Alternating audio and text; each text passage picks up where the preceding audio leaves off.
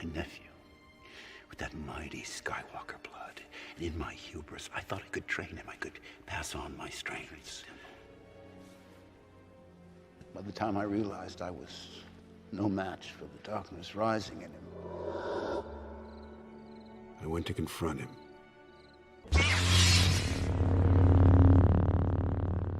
And I was left with shame and with consequence.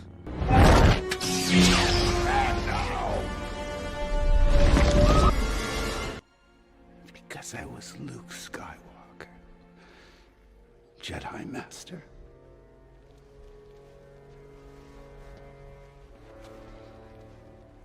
A legend.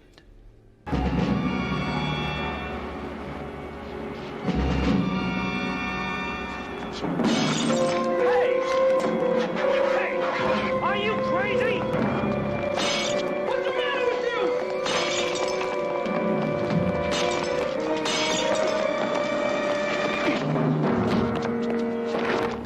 What happened? What do you want?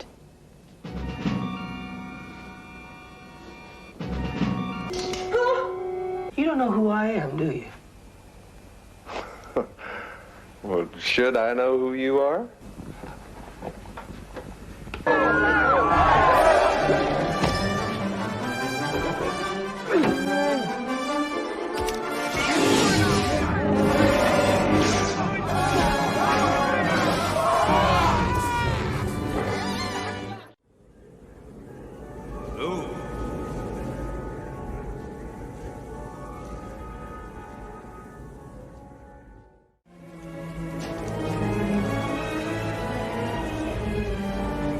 Not much time.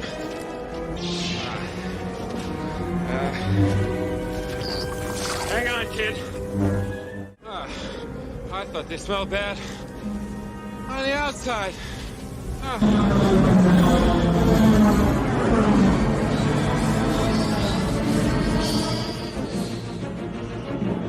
This is Rogue 2. Echo Base, this is Rogue 2. I found them. Repeat, I found them.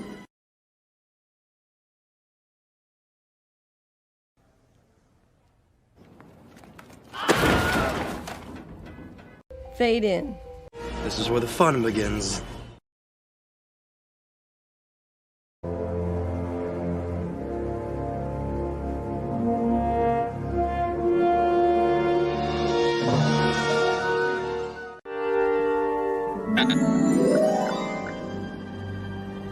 Hello there. Crap. Crap. Crap. Crap. Crap. Crap. You know, you guys sure are friendly, aren't you? I'll probably never meet him. Might. There's something different about him. The Force is strong with you. Had enough? What do you want? I'm busy.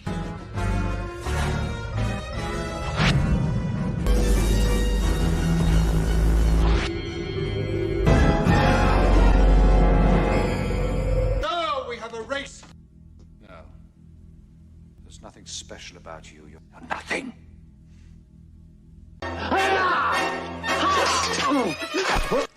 Now stand aside, worthy adversary. 'Tis but a scratch. A scratch? Well, what's that then? I've had worse. You liar! Come on, you pansy. Victory is mine. Just a flesh wound. You will each be part of me, and together we will be complete. Use the Force. Let go. The Force is strong in this one. I have you now. What? You're all clear, kid. Now let's blow this thing and go home.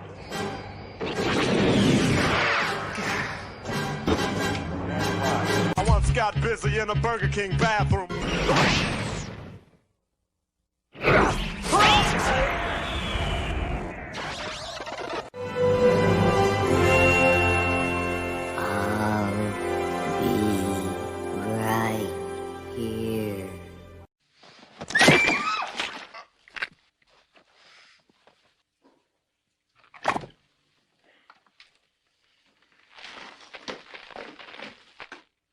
Kokainom. Like a rock.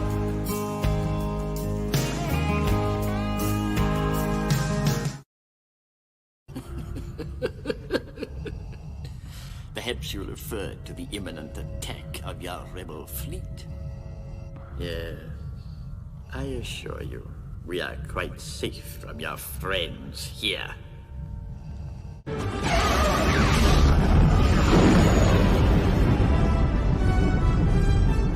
He saved us. He really did it.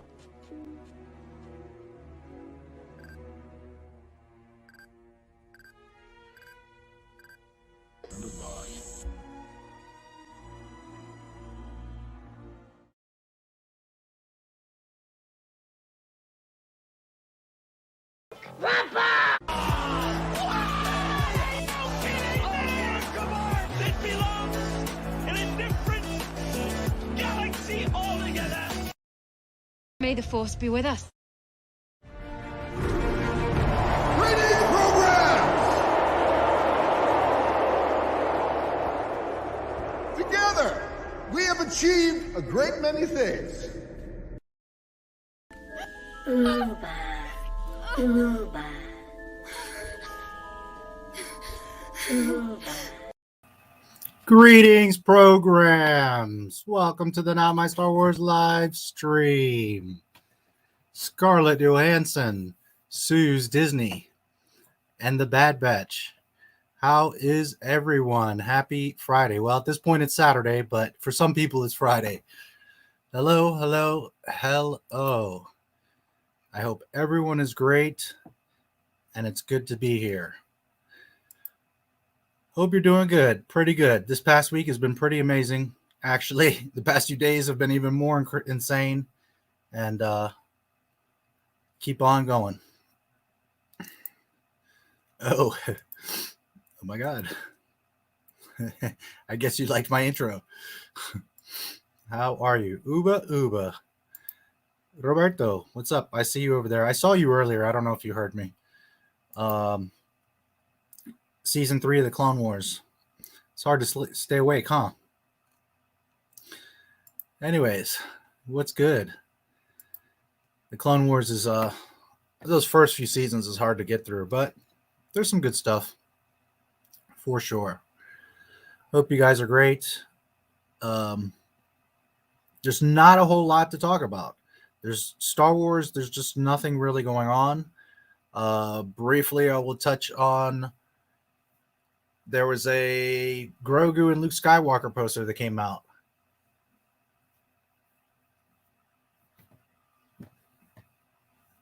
Okay. Apparently, some people got excited about Disney pandering to them. Well, I could make a poster with a supermodel on an exotic location and a huge table full of exotic foods and put a Lamborghini in the background, and people are going to buy the poster. There's no context. There's no anything. It's just to sucker you in. It means nothing. And of course, people are going to buy a poster with Grogu on it. It's sold out. Of course, people are going to buy a poster with Grogu on it. Pretty exciting, huh? So, as far as Star Wars, there's really not any news. There's the latest Bad Batch episode, which we'll go through. There's really nothing there either. It's another filler episode with not much of anything. So the main thing we can talk about today is Scarlett suing Disney.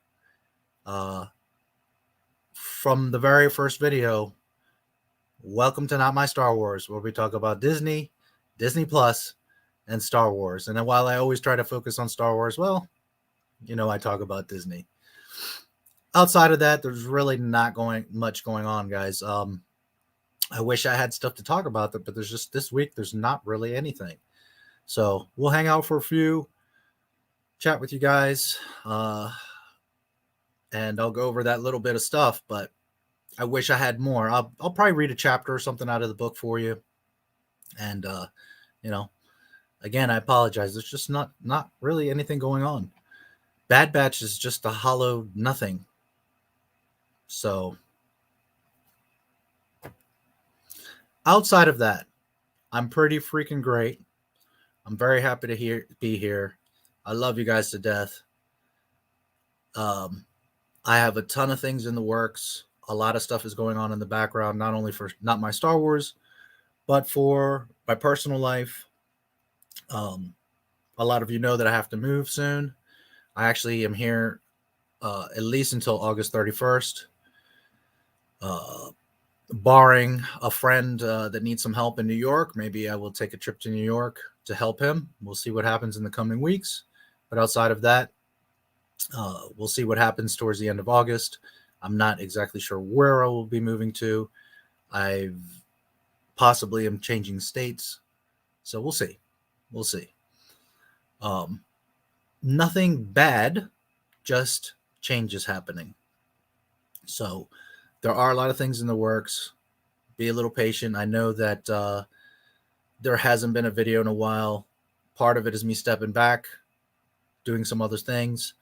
Also, I was a little burnt out, and I have to be honest with you, YouTube is not showing my videos. So I've been spending a lot of time over on YouNow and having this amazing growth, having an amazing time, and receiving a ton of support and love over there. So with that said, I don't want anyone to worry. Not My Star Wars is not going anywhere. Not My Star Wars is not slowing down. Fridays will always be here unless, there's some major change, but I will continue to do the Friday streams. Now, granted, towards the end of the month, when I do move, we might miss a week or two. I don't know what's going to happen because I don't know exactly where I'm going to end up. But regardless of how many weekends might be off or I change up days or what have you, I'm not going anywhere. So once I can normalize everything again, we should be back on schedule on Fridays. Just know that coming up, things are going to be changing and happening. So I don't know exactly how all my schedule and everything will be, but I'm not going anywhere. So,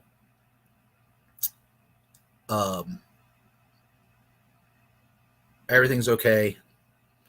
Everything will be okay. And we'll keep going on. I have not given up on YouTube. I have not given up on you guys. Just know that. I'm putting my energy where there's the most return, let's say. And when I say return, it's not about money. It's about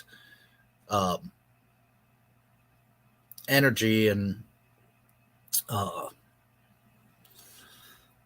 views and support is much greater over there. So I have to obviously focus my energy on what's working the best. And when I say support, I'm not saying that you guys don't support or don't support any like you used to. On the contrary, you guys have always been amazing. I love this community over here. The reason I'm even having success over there is because of what I did here. So just know that on the day-to-day, things are taking off over there. Here, nothing's happening. So, and in fact,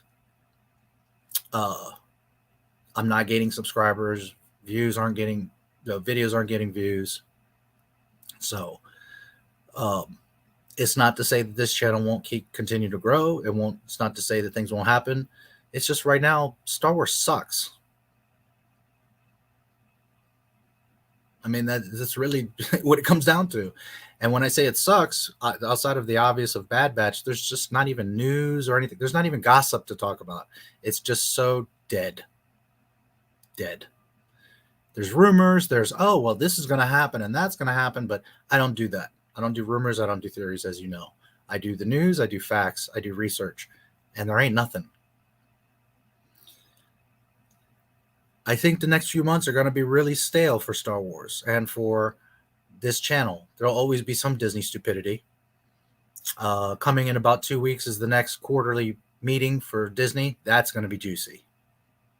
Because I know they've been losing subscribers. I know that their shows are not getting views. And I know that the Bad Batch is a huge freaking bomb that is not doing anything for the franchise. Nothing. It has not advanced, elevated, enriched, nothing to do with Star Wars. It's just there.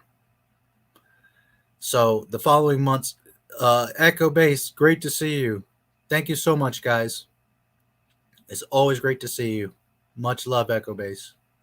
I'm not sure if that's Coach or Nick, but either way, love you guys. With that said, I will continue to always keep going on. I will always continue to pay attention to what's happening. If there's anything exciting or important or interesting, you will hear about it.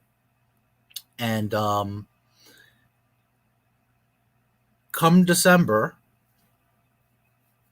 hopefully, well, regardless if it's good or not, we'll have plenty to talk about with the Book of Boba Fett. There'll probably be more news about Andor, Mandalorian, and there'll be things to talk about, and it'll good or bad, there'll be stuff going on. So I know that's months away, but right now it is what it is. Disney's just not doing anything. So there is the Luke Skywalker behind the scenes thing coming up. I think it's August 25th. Hey, Coach, what's up? Thanks for coming, brother. I know a lot of people are excited for it. I'm pretty sure it's going to be a 15-minute, like, oh, this is how we filmed it. Here's how we did the CGI, and thanks, Mandalorian. Bye. I wouldn't get too excited for it. I think some people think it's going to be this big tribute and honor to Luke Skywalker, and it's not. You're going to see Mark Hamill talk for 2 minutes. Oh, it was so great to be on the show, and we kept it a secret, and yeah. We'll see. But you guys know how I feel about the Mandalorian season finale episode. That's not Luke Skywalker. And at the end of the day, no matter how much people try to find positivity in Star Wars, and it's not that I'm negative, it's just that I'm realistic, and everybody needs to remember that every week I show you, it all leads to Jake. So while I'm super thrilled if people are enjoying the Bad Batch or excited for Luke or whatever, but I'm not. I'm not interested in a fake Luke Skywalker. I'm not interested in something that just leads to the sequel trilogy. I'm not interested into just absolutely boring filler cartoons.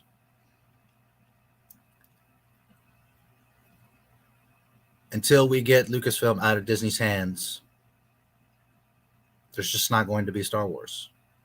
It is what it is. If people enjoy what they are seeing now, bless you. I'm so happy for you. But that's not my Star Wars. So,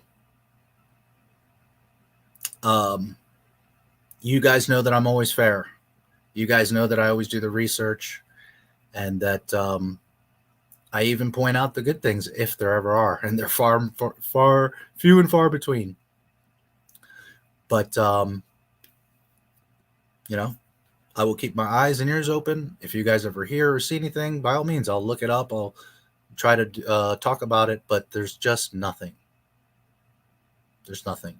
They have their little videos talking about the High Republic and, little pandering things like a poster with Grogu on it. That's not anything, guys. That's not any substance. There's no meat. It's just pandering. It's just trying to get you excited. It's just trying to sell you a poster. All paths lead to the sequel trilogy. So, with that said, I hope that you guys aren't taking it wrong. I feel great. I'm super happy to be here as always. I love you guys so very much. It's just the Star Wars sucks right now. It's not even Star Wars. Disney's fan fiction sucks. So let's see what you guys are talking about. And we'll talk a little bit about the Bad Batch. Not really anything much, but we'll talk about it. And we'll talk about Scarlett. And Wes, I did see the link. The radio. Yeah, I know all about it. It's been there for years. The Empire radio show. Thanks for showing it to me, but yeah. Which one of these days, if you guys want, we can listen to it and hang out and talk about it or whatever. You know, that's cool. I don't mind. But outside of that, there's just not anything. So, you guys know that I love Star Wars so much.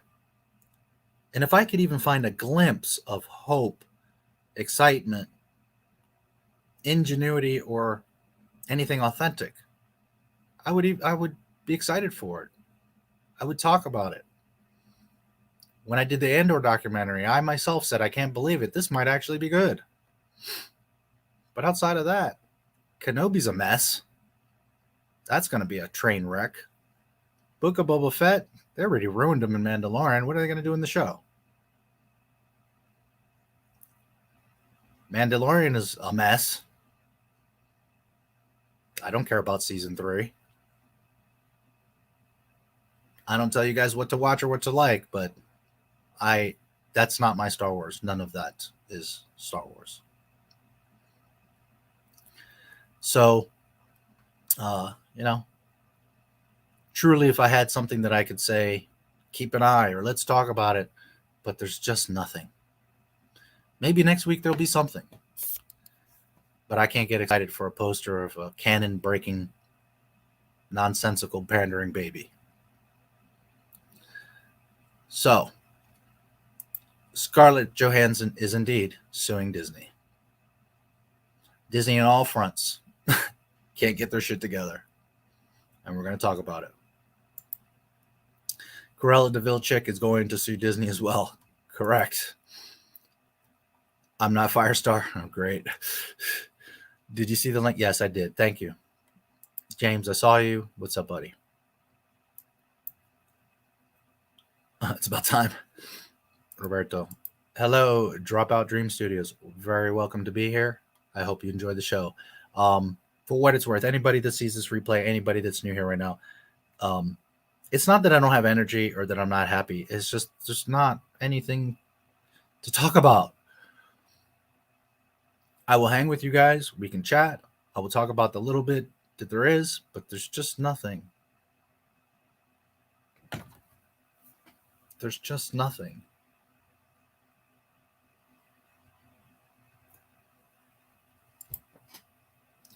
Where's the synopsis of the week's Bad Batch, James? Right. From Rebels, yes. It sucks. I think it's trash, but if you like it, enjoy it. Greetings, programs. Adaptive, I hope you are great. I used to think the reason why Gregor talks weird is because he grew old, but apparently he always talked like William Shatner. Yeah, he talks funny. Coach, I don't know if you're still around. Thank you so much for stopping by. I love you guys. We are so different these days, but I love you guys. I will always support you. I do pop in. I've been very busy. There's other stuff going on, but I do pop in. I will always support you guys and have your back. Know that.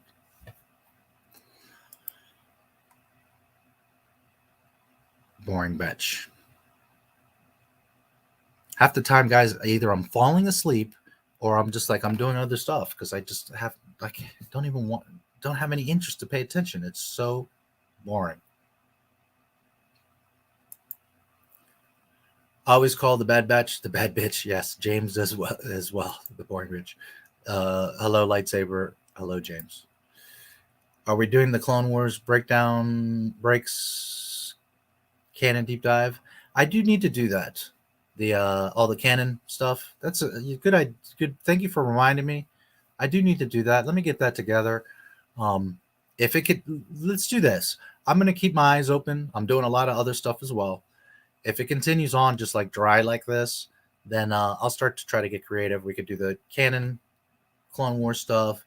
We do need to finish the second part of Jedi. It's insane. That's my favorite Star Wars movie. And it's just like every week something else gets in the way.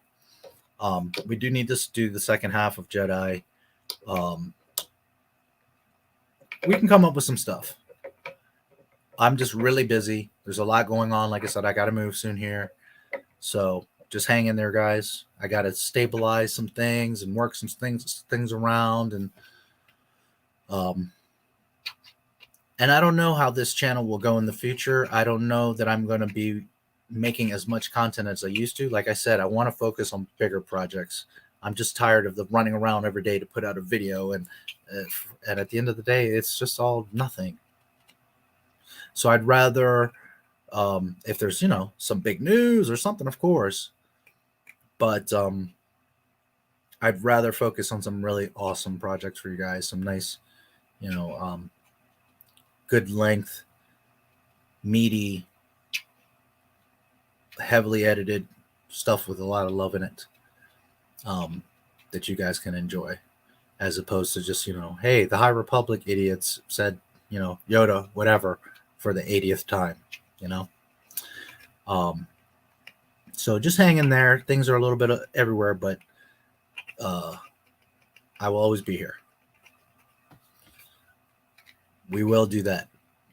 We will do the canon thing. And there's some other things. And guys, listen, I always listen to you. If there's something you want to see, something you want to talk about, something you want me to make a video of, I can't promise it's going to get done today or tomorrow, but I'll put it on my list.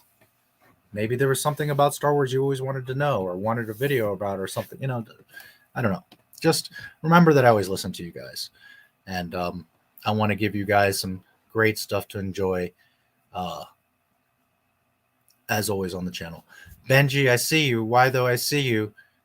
Opa, I see you. Thank you so much. Thank you, Damien. I hope you all are fantastic. I will be there later. Thank you for supporting. Love you, Benji. This is simulcast, by the way, over on YouNow if anybody wants to support over there. Again, Coach, I don't know if you're around still, but love you very much, man. And like I said, you guys need anything, just let me know.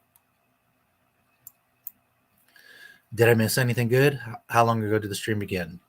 Just a few minutes ago. Really, I hadn't talked about much because there's not really anything to talk about. Hey, Adaptive. For sure, Boba's going to give a lot to talk about. Oh, and that's, I was going to mention, I don't know if Boba's going to be good or bad. I think it's going to be in the middle. It'll be fun. It's going to be awesome to see my favorite character, you know, fuck shit up. But you know they're going to make a mess. They're going to make a mess. I mean, you don't even need me to begin. They're going to make a mess. So there's no way that, you know, it'll be canon or that I can respect it or take it seriously. I'll have fun, you know, just what if, you know, stories of Boba Fett. But what I am excited for is, as a lot of you know, that Mark Anthony Austin and I will be reviewing the Book of Boba Fett. And this is something that we set up. We still have to concrete some things and work out the schedule and talk back on it and stuff. But we had a great time. He was like, yes, absolutely, let's do that. Because he played Boba Fett in the damn movie. He loves Boba Fett, and you guys know how I feel about him. So, as two old school from the beginning Star Wars fans and fans of Boba Fett, we're going to really break it down. And this was before the Slave One thing. Remember that he was the one that got upset and talked about it, and it turned into big news because he played Boba Fett. And I totally understand that that ship will forever be Slave One. Disney is just plain freaking stupid. If you don't like the franchise, why did you buy it? And if anyone continues to support it, they're just going to continue to dismantle it until it is no longer anything to do with what you knew. They will be remaking 1 through 6. They will be connecting 7, 8, and 9. And I know some people want to be hopeful and say, but look, Bill, but it's been 9 years, guys. Come on.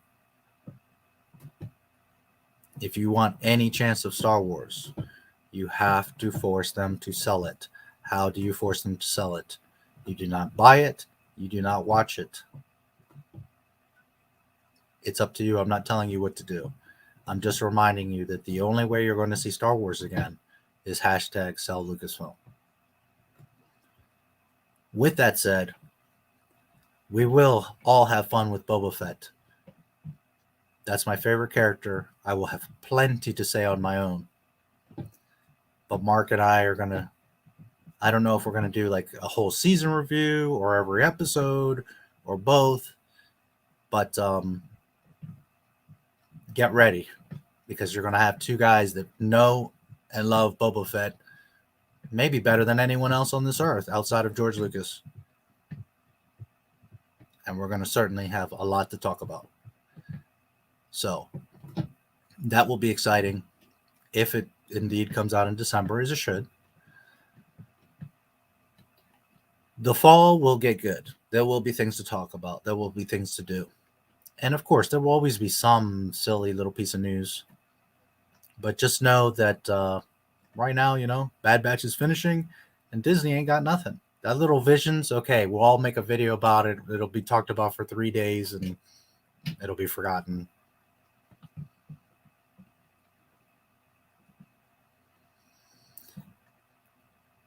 I don't know if most Star Wars fans notice or more Star Wars channels notice, but a lot of them get excited because there's this little scrap of news this week. And they're all forgetting that the big picture, there's nothing there. There's no substance to the Bad Batch. It doesn't build anything. All it's showing you is they started screwing up clones, making other clones, and they're going to continue cloning. Why are they going to continue cloning?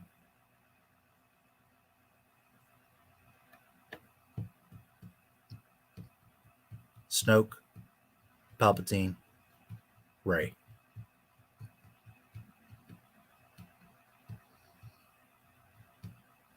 I'm certainly not excited for that. So, hang in there, guys.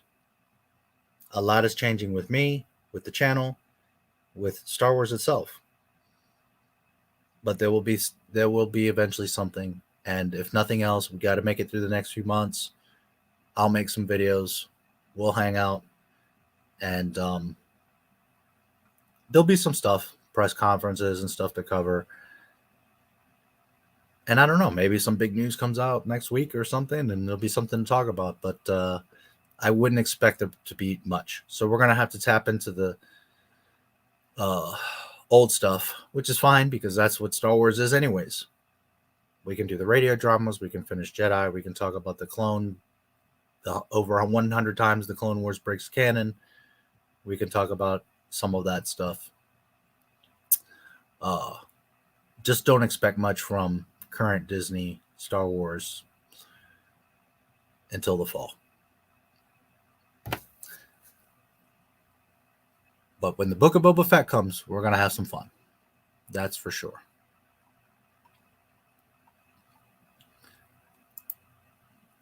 When last week's episode came out, I thought people finally woke up and realized it's a huge waste of time. Then today's episode came out, and now we're back at square one. Yep. Go fund me to buy back Lucasfilm. I'm down. The only problem with that, and I've mentioned it before, is then who's going to run it? Who's going to own it? No, 10 million people cannot own Star Wars. One or few people can own it.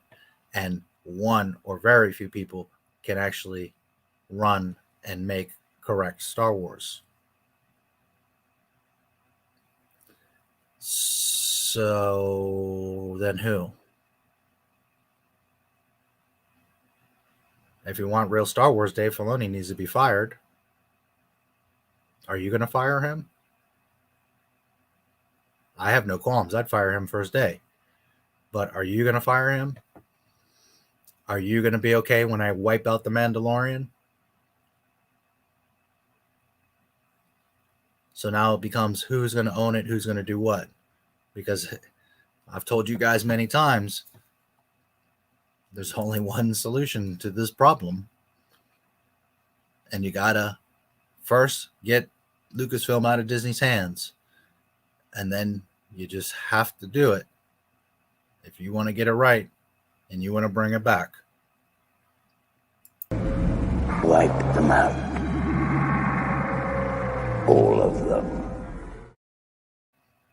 That is the only way that we're going to get Star Wars back.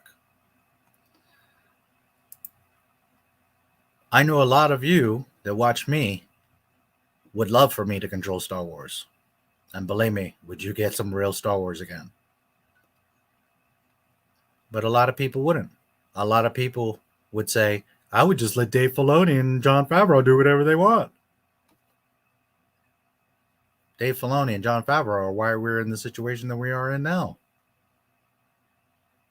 If that to you is Star Wars, well, enjoy it. So buying back Lucasfilm is a complicated thing. It means cleaning house. It means who do you put in charge? It's a complicated thing. Everybody puts money into it. They're going to want a piece of it. It's not so simple. Just pray I win the lottery. That's about the best chance you guys got. Benji, it is going great. I don't know if you're still around. Thank you so much, bro, for stopping through and supporting. Hi, Pink. I see you.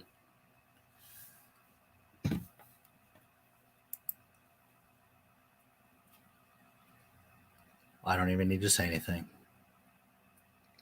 And that's exactly it. What if the road leads to Finn being a Jedi? But it doesn't. There's none of that. Disney has embarrassed the crap out of John Boyega and Finn and all the posters and materials and movies, and it would never lead to that. It would be awesome. It's what we all wanted in the first place, but it's not going to happen. It's all about Rey. They have turned the entire franchise upside down for that stupid Mary Sue. They have literally dismantled it, flipped it, tossed it, wrecked it, spit on it, shit on it, stomped on it for Rey.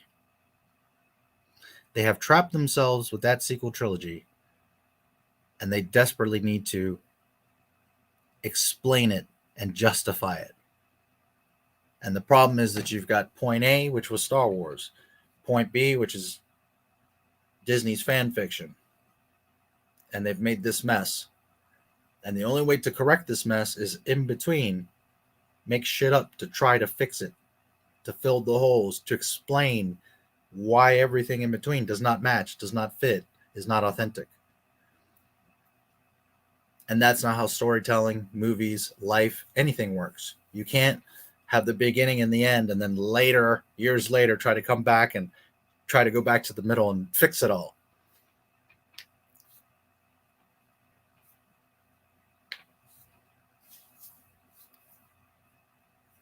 Had they not made all this mess, okay, maybe you could do something in that time. But when your point A and your point B have in between it,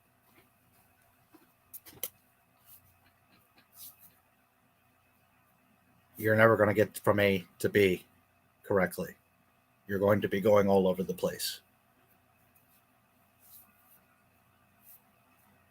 Once you've told 1,000 lies, it's impossible to fix them all. Unless, of course, you wipe them all out. So until someone with the power, desire, love, and balls comes along, and hits the reset button, and we go back to October 31st, 2012,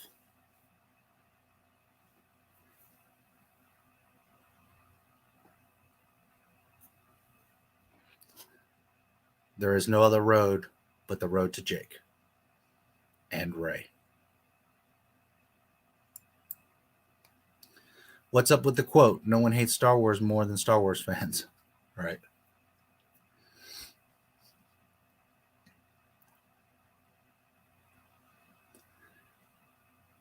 And the truth of that quote has been what I've always told you guys. If you hate the things that George Lucas did so much, you weren't a Star Wars fan to begin with. You have no opinion over Star Wars. You like it or you don't. But it's not for you to say, well, it had to be this way or should to be. It's not your story. It's George's. So you take a bite of the cheeseburger. You like it or you don't. If you don't, you throw it away. If you like it, you eat the whole thing and you come back for more. But this ain't BK. You don't get it your way. This is Star Wars. There are rules. There are laws. There are canon. And if you hate what George Lucas did so much, you weren't a Star Wars fan.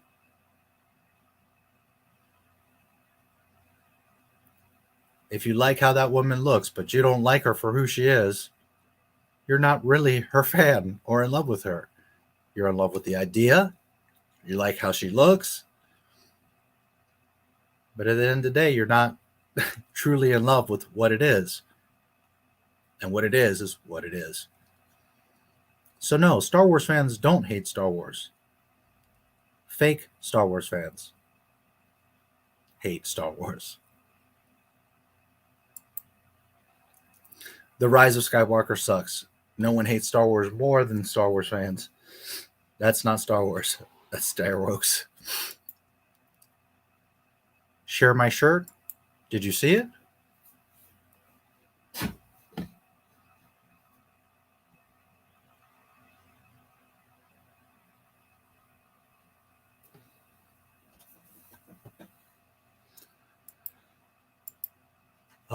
I don't know if I have a little image here of it. I want to say no, but we can check.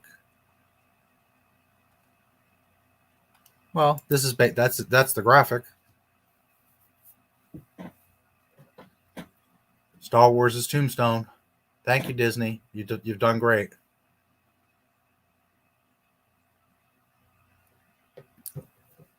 Again, why would you buy a franchise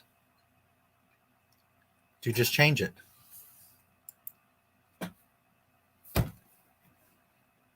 Why would you buy a Burger King to turn it into a Chinese restaurant? What's the point?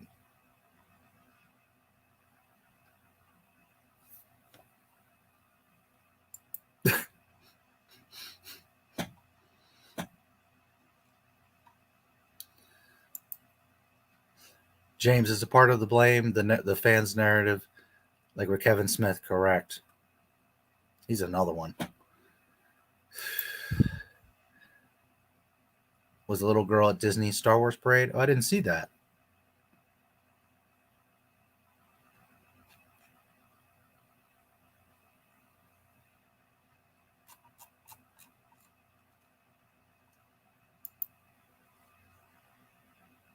Just a moment.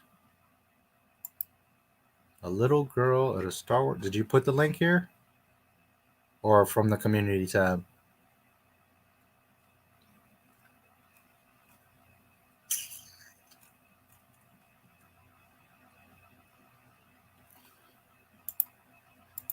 I saw the radio drama, but I didn't. Let me check if there's anything there. That's where you posted it, right? The community?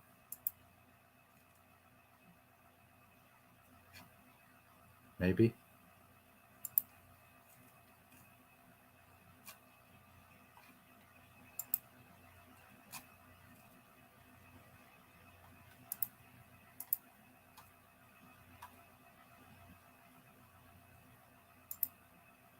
What is this? The girl dressed as Rey. I think I've seen this. Yeah. This is old. I've seen it. What about it?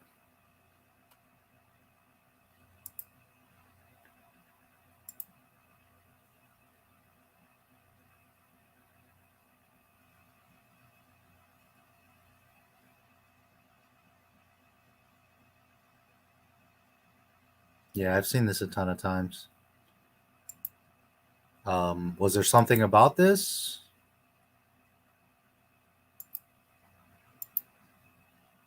What were you trying to show me, Wes? Get a job at Lucasfilm, so we have insider info. Yes, we'll send. He's a mole. I looked up some. Oh, by the way, Horror Nation. Very good to see you. I'm sorry, I have a lot on my mind, and it's great to see you. I hadn't seen you around for a while. I hope you are fantastic. Thank you for being around, and you know, I appreciate you. I'm so glad to see you around. There have been quite a few videos. If you haven't seen anything lately, watch the Andor documentary. I'm very proud of it, and it's pretty freaking great. So definitely make sure you watch that. And well, there's tons of other videos, but you know, the past few months, there's just not really, you know, The Mandalorian, for as stupid as it is, at least it was something to talk about.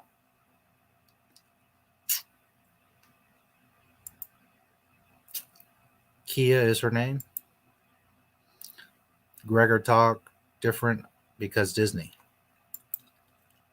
I also find it funny that Rex is trying to start his clone rebellion. Then in Rebels, it's just him, Gregor, and Wolf. Yep.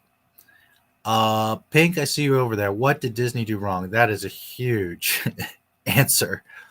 But the very short answer is Star Wars had established story and lore and laws and continuity, and all of that is canon, canonical order. And canonical means that basically the history of something and the continuity of something. So therefore, a TV show, a movie, stories, books, whatever, when they're created, they have the story, but there's also rules within that story. Like, for example, the Force can do something, or a person can die or not die, or a certain type of spaceship can fly a certain type of way. You know, just the general rules of the galaxy of that universe. And all these rules and story and lore of that universe have been established for 35 years when it was sold. And George Lucas by no means is perfect, and a lot of people didn't like everything that he did. But one thing that George Lucas never had a problem with was continuity.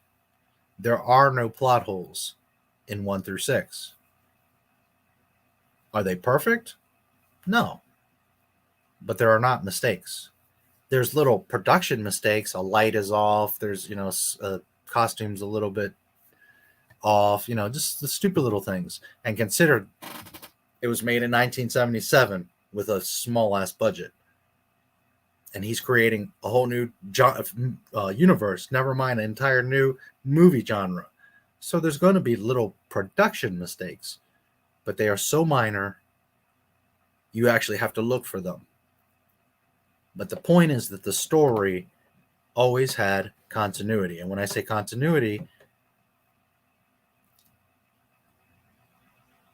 there's not problems between throughout each story, but in the big picture of the saga of 1 through 6, there are 0 continuity issues. And I have put the challenge out hundreds of times, pretty much every stream. I challenge anyone to show me a continuity error in 1 through 6. And you can't. And if George Lucas could do that for 35 years, then I expect Disney has to do the same. And from day one, they've screwed up the continuity. And it gets worse by the day. It gets worse and worse and worse, because the 3 things that they screwed up from the very beginning, then they got to explain with 5 other things. And then those 5 other things don't match, so now they got to explain them with 10 other things. And those 10 other things don't match with any of the stuff, so now you've got 35 problems that need to be covered with another 50 explanations, and it just keeps snowballing and snowballing and snowballing. And Star Wars has become just a big ball of yarn, all tied and twisted and knotted in a mess. It makes no sense. It has no continuity. It does not respect what was established and made. Furthermore, it goes the next level, the next step, and shits all over the original stuff. It degrades and disrespects everything that was established, and it's not Star Wars. Can you like it? Absolutely. That's up to you. But it doesn't mean it's Star Wars just because it has a label that says Star Wars. I could put a label that says Coca-Cola on here, and no matter how much I try to sell you on it, and no matter how much I want to believe it, it's still water. It's not Coca-Cola.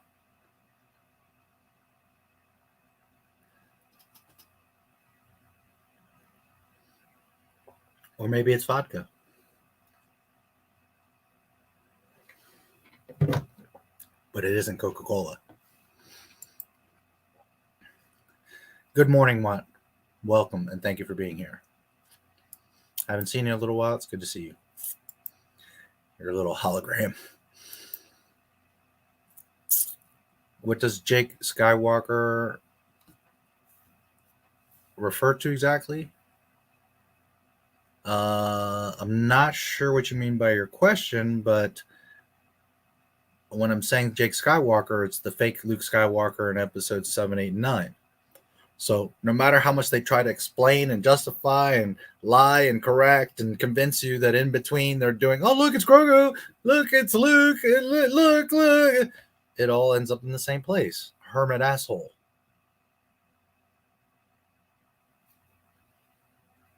So I don't care what you do in between. It's too late for that. If you want to rectify it, you must erase 7, 8, and 9. Disney's not going to do that. So as they're not going to reset everything, they're going to try to explain and justify everything they've done. What's up, Buck Skywalker? I'm talking to my YouTube audience. And to you. Thanks, Buck, for coming by. So no matter what happens, it just ends up with Jake Skywalker. So look at it this way. You meet an amazing girl. You want to marry her. You marry her. But you have a crystal ball. And you know that, well, you're going to have a great 20 years. But you already know that she's going to cheat, lie, give you diseases, burn down your house, separate your entire family, make you lose your job, make you bankrupt. Are you still gonna, as no matter how much fun you're gonna have for the next 10, 20 years, are you still gonna go through all that knowing the conclusion? Well, that's up to you. Me personally, I have that crystal ball. I don't want nothing to do with her. I don't need that mess.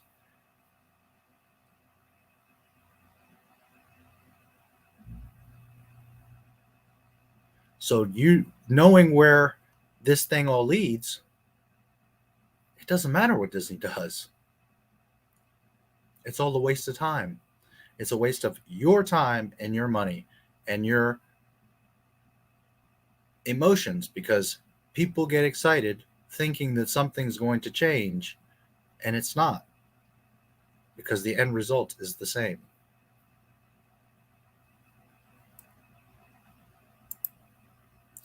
Theory that Vader hired Boba Fett because he reminds him of the clones. He hired Boba Fett because he's the best bounty hunter in the galaxy.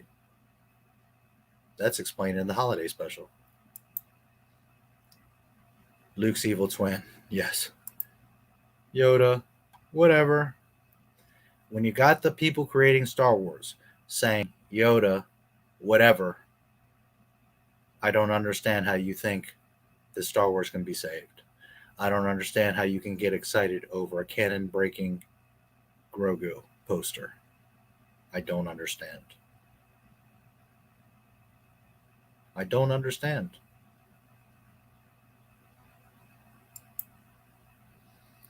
In order for him to get a job at Lucasfilm, is if Kennedy Films dies, but I don't know if people are gonna be interested in Star Wars anymore.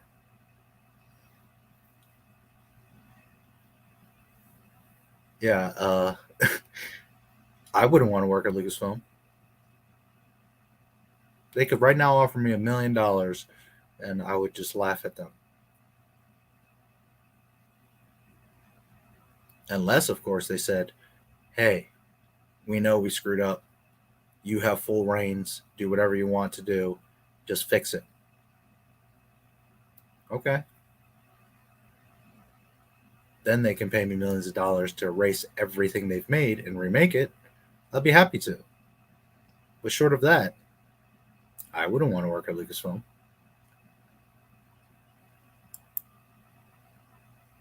Jake Skywalker, one time some PT hater thought I was referring to Jake Lloyd. Lol. Fake Jake Lloyd. No, he sure didn't. He sure didn't. PT haters hate children too. One of the sole reasons why they hate the PT is because of the child actors. Yep.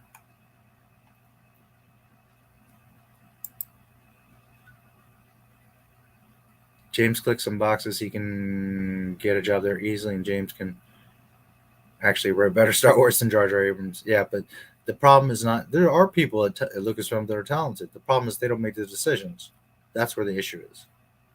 And until someone like me has the power, I'm sorry, guys.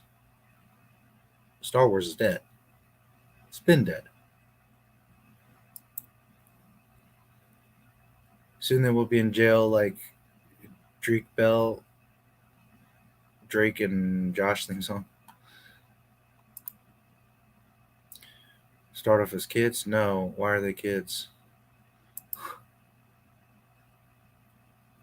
George Lucas, Underworld. Yes. The show and the 1313 game all revolved around Boba Fett.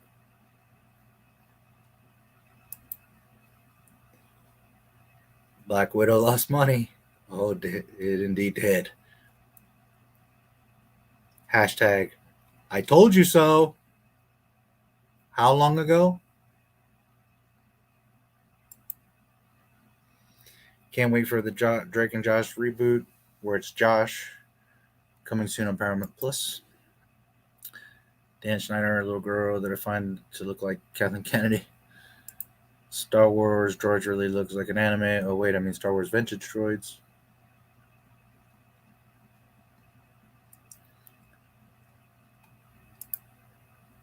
Sad Snatch.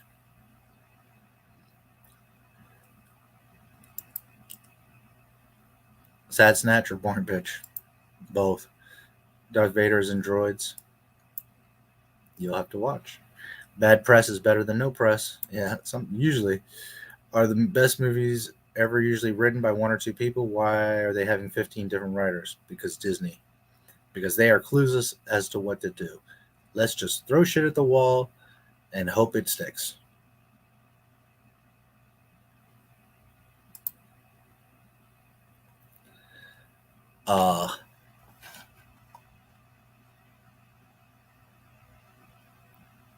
Just a second.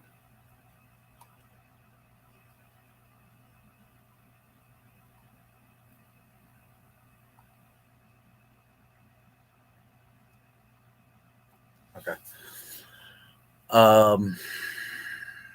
Because of mad diversity, yes. I'm A-okay with you removing the Clone Wars and the Mandalorian from canon. Well, they're not canon to begin with, but yeah, you know. Don't get me anywhere near it because I'm erasing all of it. All of it. Except for the actual canon, 1 through 6. And of course, I would bring back the EU. I'm not talking about deleting the EU. Put James in charge. Be better than Dave Filoni. He actually cares.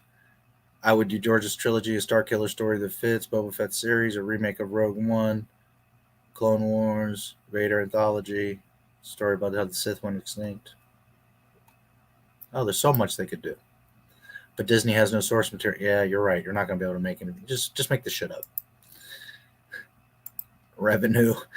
The Darth Rock, the most powerful Sith Lord in the galaxy. He's even more dangerous than Darth Sidious and Darth Vader combined. Thrawn trilogy? Thrawn didn't have books. He was in Rebels. Community tab. Yeah, I found it. Thanks. Haven't seen Tross. Oh, don't waste your time, dude. Don't waste your time. Just today, I got on Disney Plus and I was looking around and I'm like, has anybody even watched The Mandalorian since it?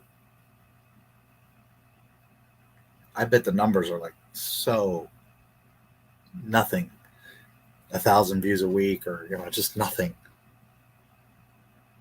Remember what I told you back then? Nobody's talking about Mandalorian. Nobody cares about Mandalorian. Nobody's praising it. Nobody's buying all the toys. The only talk of Mandalorian is, oh, I can't wait till season 3. But how come if it's so good, why aren't you guys watching The Mandalorian over and over again? Why aren't you every week watching it? Why aren't Why? Because it's not good. None of you are watching it. I love it when people are like, but The Mandalorian's good though. When's the last time you watched it? Oh, when the season, right. Meanwhile, the original Star Wars, there was people that watched it 35, 50 times in the theater. They would get in line for blocks to watch it again and again and again.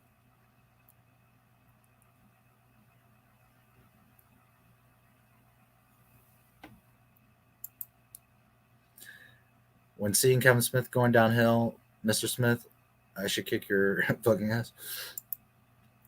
It's always the same with 80% of Star Wars channels. The small news comes out and they do large videos of excitement, right? It's not news. It's propaganda. I can't wait tomorrow to rip Cosmonaut to shreds and no understanding. Marcus is only seen in characters holding a lightsaber.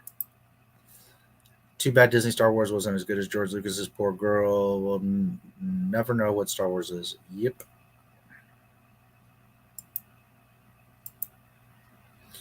Laughing when making Joker review Tross, I made him say that he want to punch Ray in the vagina so bad she was cringe. It's on UberDuck. You should check it out. It's an AI voice website. Interesting.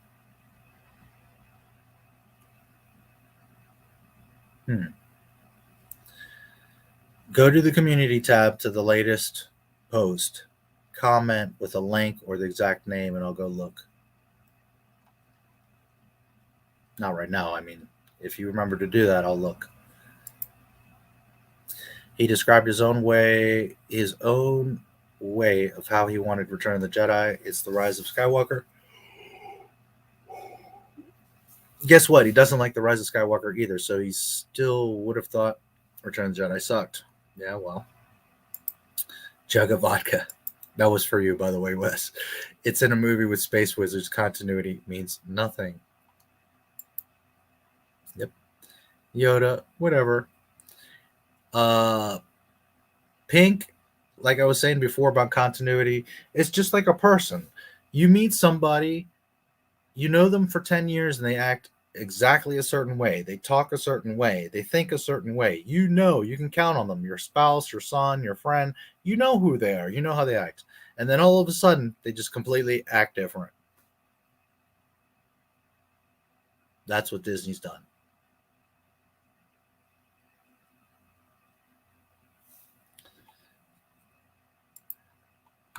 Why did they hire Rian Johnson? He's not that well known.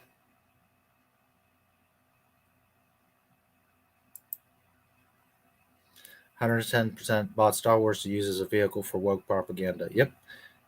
They hate Star Wars. I've said, how many times have I said it? Go back and watch my old videos. Go watch my old live streams. I've been saying it since the beginning of this channel. Disney hates Star Wars. They didn't buy it because of what it was. They bought it because of the name and what they wanted to do with it. Why marry a girl that you don't love how she is? You want to change her.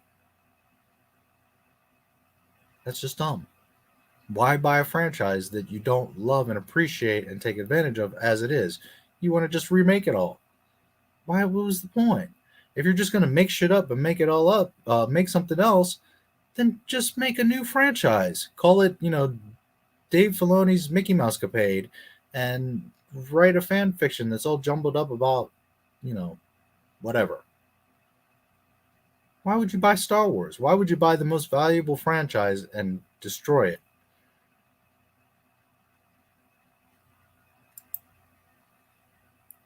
Part of Lucasfilm? Yes. ILM, Skywalker Sound, THX, everything Lucasfilm.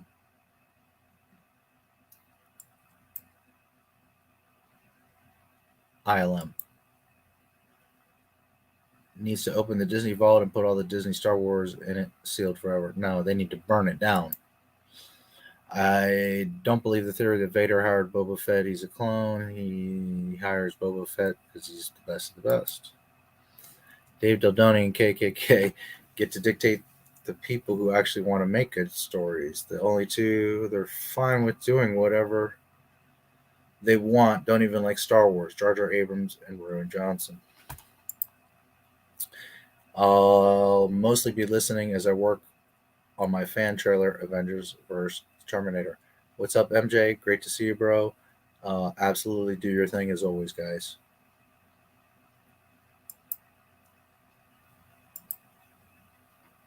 Everything I see on every streaming service always says 5.1. Yeah. When I go to Walmart tomorrow, I'll have to check out the Star Wars aisle. Yeah. There's nothing. I took a picture about a month ago again of a Walmart, and there's nothing. It's so nothing. I didn't even bother to put the picture up because it's just like it's the same thing. How many times am I going to repeat the same thing? You know, it gets tiresome. I told you from the beginning. I told you so. Either you listen to me and you're going to get somewhere, or just don't listen to me. But don't come crying to me later when I told you so. I'm just not going to keep repeating myself, you know? To have people come and leave comments, or you're this, you're that, blah, blah, blah, blah, blah. And it's like, meanwhile, you're looking at the picture where there are no Star Wars products, but yet you want to argue that it's just... I'm so over it, guys. I just don't get me wrong. I'm not going anywhere. It's not that I'm but I'm just so over like so much of it. It's just the same stuff, the same nothing burger. So unless something worth it actually comes out to talk about, I've made plenty of videos and live streams to show that Disney has done. I did a video of Star Wars toys at Fred Meyer. That's hardly anything there to it. Yep. Regular X-Wing pilot for the Lego thing you were doing. Saw the video. No, I haven't, but last week you asked what Lego figurine. There you go. Just remembered. Yep, you were asking Private Eye and a few, like, what character do you want? Now I know what you're talking about. The minifigures, right? James. It's not that. I didn't make shorts yet. It's a video of me and Fred Meyer in real life, right? Agreed. That's what Clark's problem in Smallville was. He tried to change himself to be the guy Lana would want. Don't change yourself, not even just to get the girl.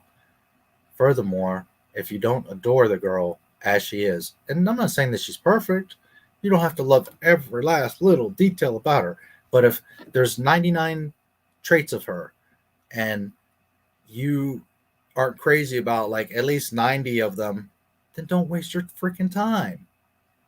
Why are you going to argue and be like not satisfied and unhappy because, oh, I hate that she does this thing, but I'll let it go because she's got a great ass?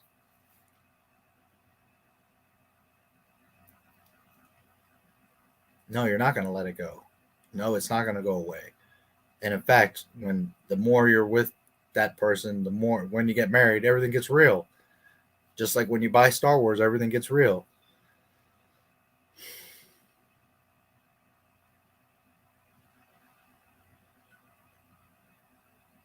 Don't try to change things, guys, fall in love with something that is right for you. But insisting that something needs to be different, why do you want to get involved with it in the first place? It just doesn't make any sense. Ryan actually said he made TLJ to piss people off. He did indeed say that. Lego's the company that still makes Star Wars toys people want. Well, I don't know how much I can agree with that either, James. Some people want, but whole shelf of Baby Yoda. Yep. Just a second. Let me just look over here.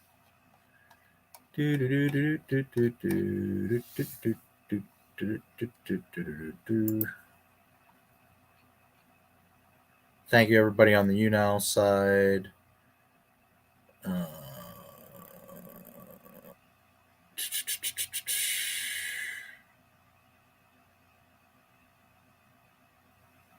STDs. Being sorry, you guys don't come into Damien's.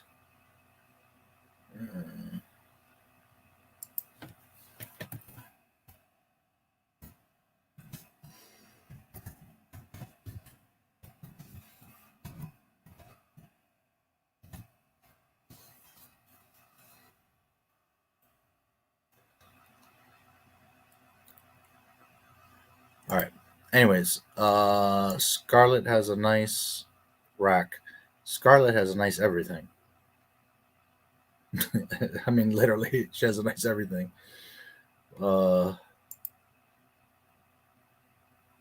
the video on YouNow. Yes, I did.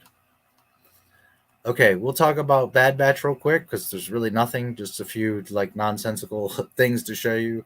The main thing we can look at is the Scarlett Johansson article, which there's not really much of anything there either, but we'll talk about it. Let's get this Bad Batch nonsense out of the way. War Mantle is the name of the episode. There truly is just not anything there, but have you ever seen Star Wars, Dave Filoni?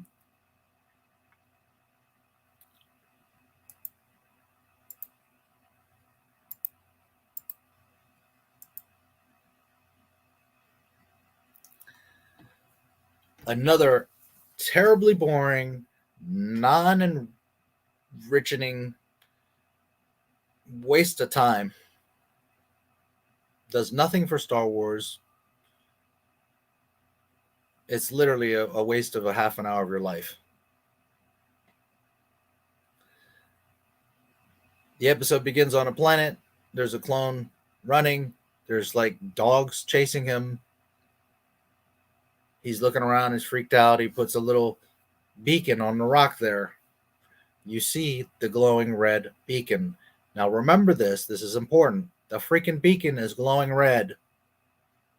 You can hear it beeping, and you can see that it flashes red. Remember that because it's important. He puts the beacon down. He starts running. The little dog things, whatever, chase him. From out of nowhere, a stun shot comes across and hits him on this leg. It then expands, and you can see it hits just the lower half of his body, like his waist down, right?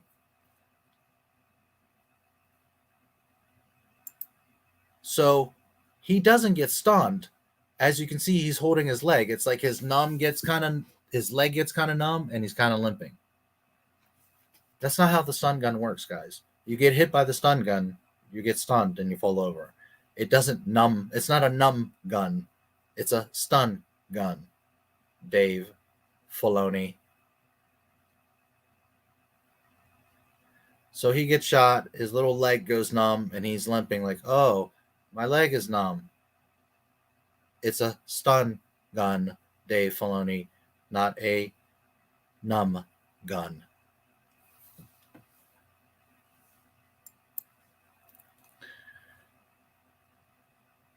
He gets arrested, caught, whatever.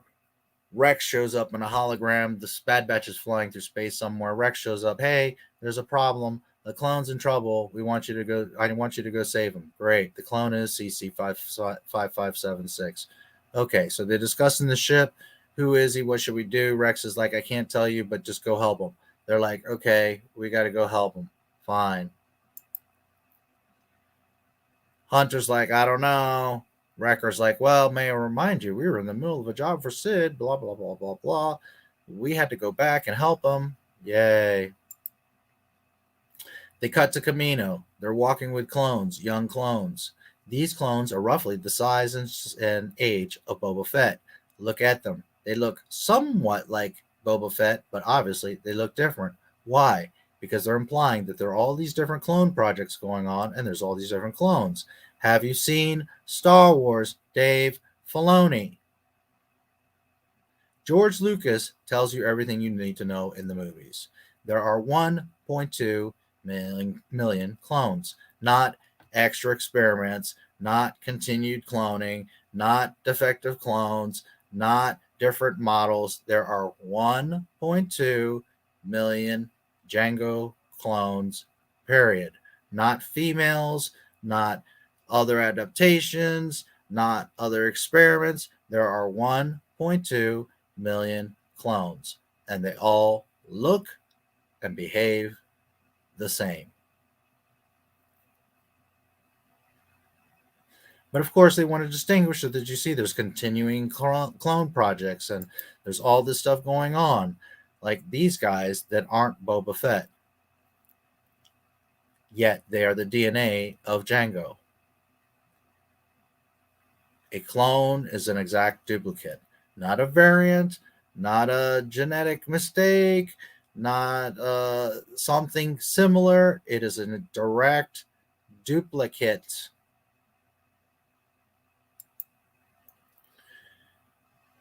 They have some conversation. I fear that will destroy us rather than allow us to this operation to continue because they want to keep cloning, but the Empire may not let them. George Lucas told us there are 1.2 clones, 1.2 million clones. End of story. No, you're great, Pinky. You're fine. I was answering Buck. Everything's cool. You're fine. Thank you, Pink.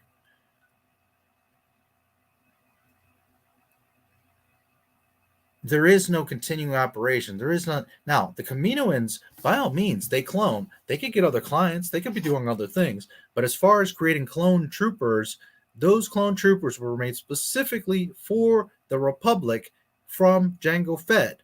Can they clone different, like, animals or aliens or another bounty hunter and make a whole other set of clones for another client? Sure. But that's not the story of Star Wars. The story of Star Wars is the Kaminoans made both Jango Fett clones.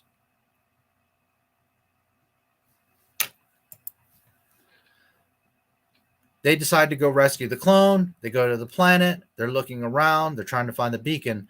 Miss Omega, who knows how to do everything, the 10-year-old girl that knows how to do literally everything, not only knows what the beacon looks like, but knows to find it right here on the tree because she's Omega, and she's special.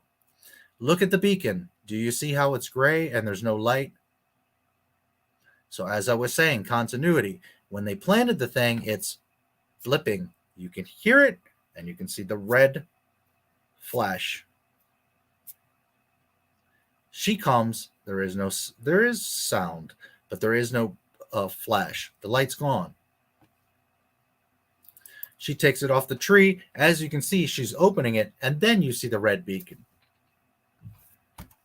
They can't keep continuity for 5 minutes in the same TV show. Never mind the goddamn franchise.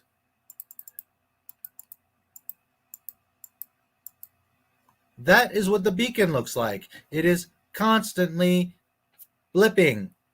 You could see it from a mile away in a dark woods because there's no light, and you're going to see this bright red freaking thing. And then you come here when they come up on it, and you don't see it blipping anymore. It's not blipping. She has to open it all of a sudden for you to see the red light. When literally 3 minutes before, he just sticks it onto the tree and it starts blinking red. So when you talk to somebody, whether for the first time or you've known them for 35 years, and they tell you something, and then 2 minutes later they tell you something else, you kind of get suspicious, don't you? Continuity. These were not problems with George Lucas. It's a massive problem with Disney and Dave Filoni. And everyone that wants to say Dave knows what he's doing, Dave's going to save Star Wars, he can't keep 2 minutes of story continuity correct. Then you got Hunter here. He bends over, sniffs a tree like he's a tracker. Does anybody remember a movie named Predator? There was a Native American, and oh, that's right. We have no creativity at Disney. We just steal things. Bandana, long hair. Hi, it's Predator. Look at us. We're so clever. We did a Predator callback. No, we don't know what the hell to make, so we'll just steal shit and throw it in a freaking cartoon.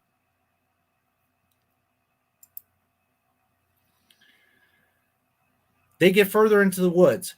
Hunter kneels down, touches the dirt. Look around. There's not footprints. There's not tire tracks. There's nothing disturbed. It's just, he just comes to a point, rubs the dirt, the ground, disturbs the ground, and makes a little kind of hole, right, with his gloves. You're not going to feel anything through your gloves either. He just does that. And then he looks up and he's like, oh, the Empire's in that mountain. I mean, like literally, that's what happens. He bends over, touches the grass, and he looks up and he's like, oh, the Empire's in that mountain. Like, I don't know how they got from me touching the grass to knowing there's a secret base inside of a mountain over there, but Dave Filoni. So they continue going through the woods. They come to a clearing. He again kneels down, does kind of the same thing. And he's talking, he says something like, a ship landed here. There's not even space for a ship to land there, nor is there like disturbed grass, burn marks, landing gear marks. I mean, there's nothing telling you that a ship was even in the area. And he's like, oh, they were here. A ship landed here. What?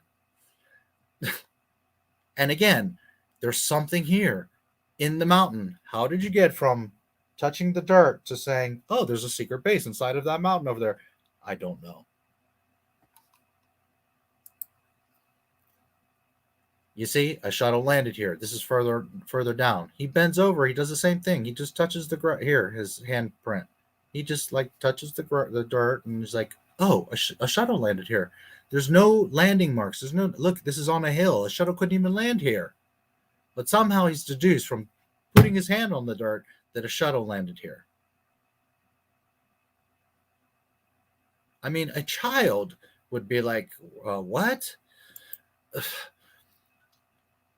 They get into the base. Look, does this look familiar? It's stormtroopers. Yay. Well, we already know that was going to happen.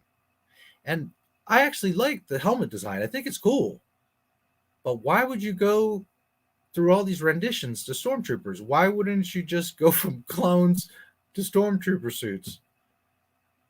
And furthermore, these are sleeker or more modern. So they went from sleeker, more modern stormtrooper suits to it just, oh God, it's just so stupid. All of it is just so stupid. So they're walking through this hallway, and for some reason, there's some of these clones with this bright blue visor. I don't know if they're trying to throw a freaking homage to Dead Space or Halo, or I don't know what they're doing, but that stuff is a Star Wars. That's something else. Why are you doing this? Let's use our tactical and logical brains. If you put on that helmet and there's a bright freaking light in the visor, you're not going to be seeing much, are you? It's going to be hard to see through all that light. Let's look from the outside. I'm a sniper, a football field away. You're walking through the night with that. You're walking through the dark and with that bright ass freaking light in your face. Look at me. Look at me. Shoot me.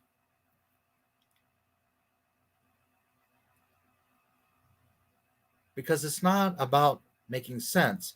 It's about, look at this cool design. He's got a blue glowy visor. It's so cool looking.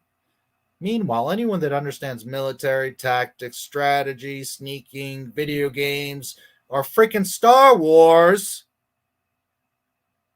would know better than to give a freaking clone or any trooper a bright blue glowing visor.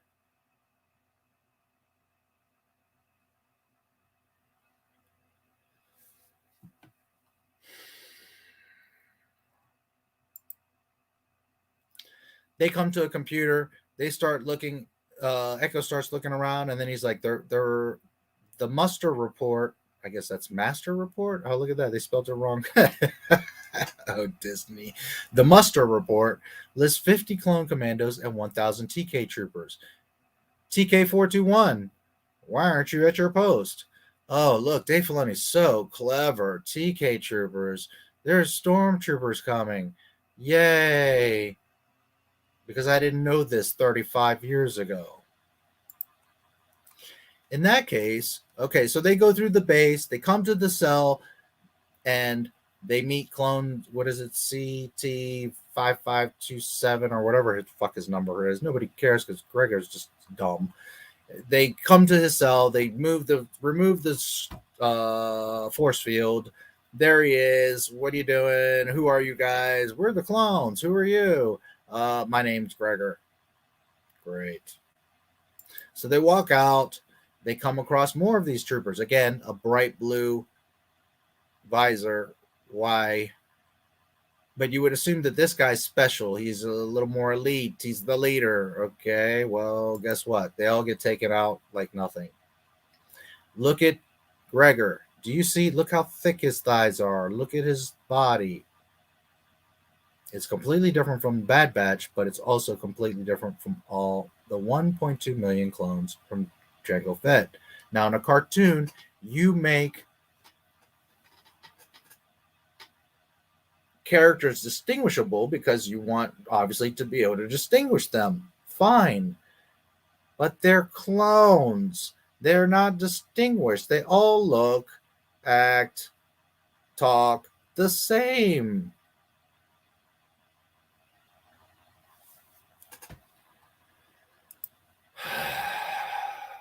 So then he's like, who are you guys? Oh, are you like old troops? And they're like, no, we're the CT-99 dumbasses. And he's like, oh, defective clones? So we went from they're defective clones to they're super mutants because they're special to now we're back to defective clones.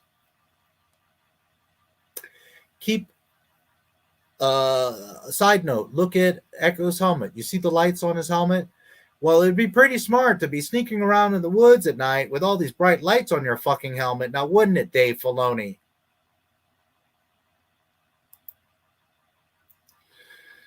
Here we go again, Mr. Blue Visor. So they're talking. They set off alarm. A bunch of guards come. And I believe it's Tech throws like a smoke bomb. The clones, or the new troopers, the TKs are like, they get knocked about. One of the Bad Batch gets behind Blue Visor, and chokes him out. I guess headlock, chokehold, whatever, knocks him out. Fine. You see this guy here. Gregor had just like slammed his head against this wall here, hit the back of his head. That would ring your bell. It could hurt, but you've got a good helmet on. It's not going to crack your skull or necessarily kill you. At worst, you're going to get either dazed or fall out, right?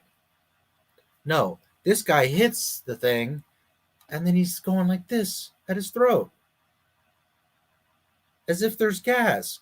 First of all, it's a smoke grenade. And second of all, why are you grabbing at your throat? You just got your head slammed against the wall. It has nothing to do with your throat. Next frame. He's literally, look at him. He goes down like this, like he's choking on gas. It's fucking smoke. If it was gas, if it was a problem to breathe, Gregor would be holding his throat.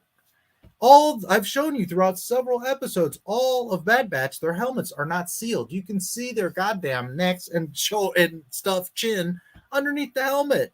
So they should all be like this, choking. But no, this guy selectively apparently is choking on the smoke.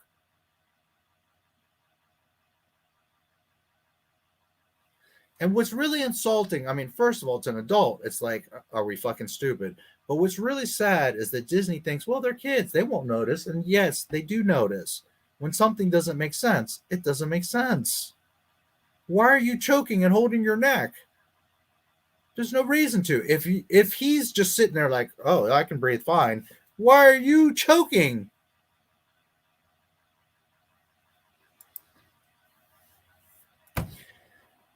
these recruits come from all over the galaxy. So they're talking about the clones. These are our replacement because they knock one out. The helmet comes off. They're like, look, these are the new clones. Well, no, they're not clones. They're these just troops that get from all over the galaxy. The stormtroopers. Yay. They're not as skilled, but there's an endless supply of them. They come from all over and are loyal to the Empire, they say. Blah, blah, blah, blah, blah. Which is not the lore. It's not that they just come because they want to be in the Empire.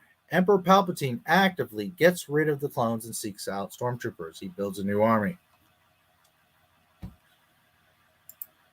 So they're escaping. They go through. They come to this area. There's a bunch of them shooting. And fucking Gregor takes 2 bolts in the chest. Boom, boom. In the chest. How many stormtroopers did we see get shot once and they die? Continuity.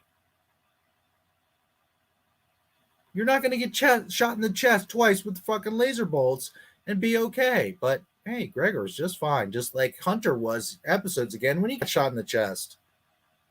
This miracle armor that's stopping lasers, but yet later in the future, none of the armor stops lasers. Because that's how you run an empire. You downgrade everything. Dave Dildoni. Oh my lord, it's so stupid. So they're standing here at the computer. Hunter's like, how bad is it? And he's like, don't worry about me. This is nothing. I just got shot in the chest twice by laser bolts. Sweet fucking mother of Mary. So they're like, we got to escape. We got to go up. How are we going to get out? Oh, there's a vent. Tech turns on what's like a grenade and throws it up. It's sticky. You can see that it sticks right here. Now, ask yourself, if there's an explosion in the middle of a grate, what's going to happen? It's going to blow a hole in the grate, right? You don't have to be an explosives expert to know. It's going to punch a hole here. Okay, so it explodes, rattles around, and falls on the ground. And look at it. It doesn't blow a hole out of the center. Somehow it magically cuts around the edges of the fucking grate, and the grate drops. Because, putting a mine grenade in the middle of a grate cuts around the edges and makes it drop. Makes perfect sense, Dave Filoni. Oh, my sweet mother of God. Where's my other pictures at? What happened here? Just a moment. Where are my other pictures at? Why is this stuck right now? Just a second, guys. I don't know why he's doing that.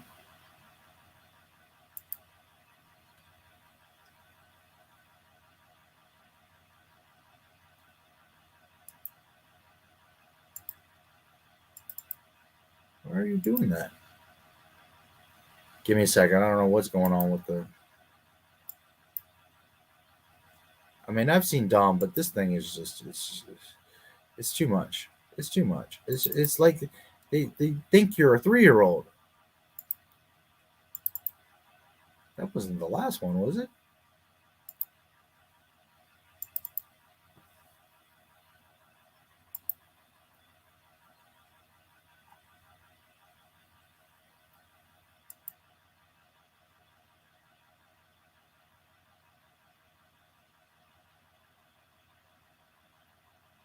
Okay, well, that was the last one.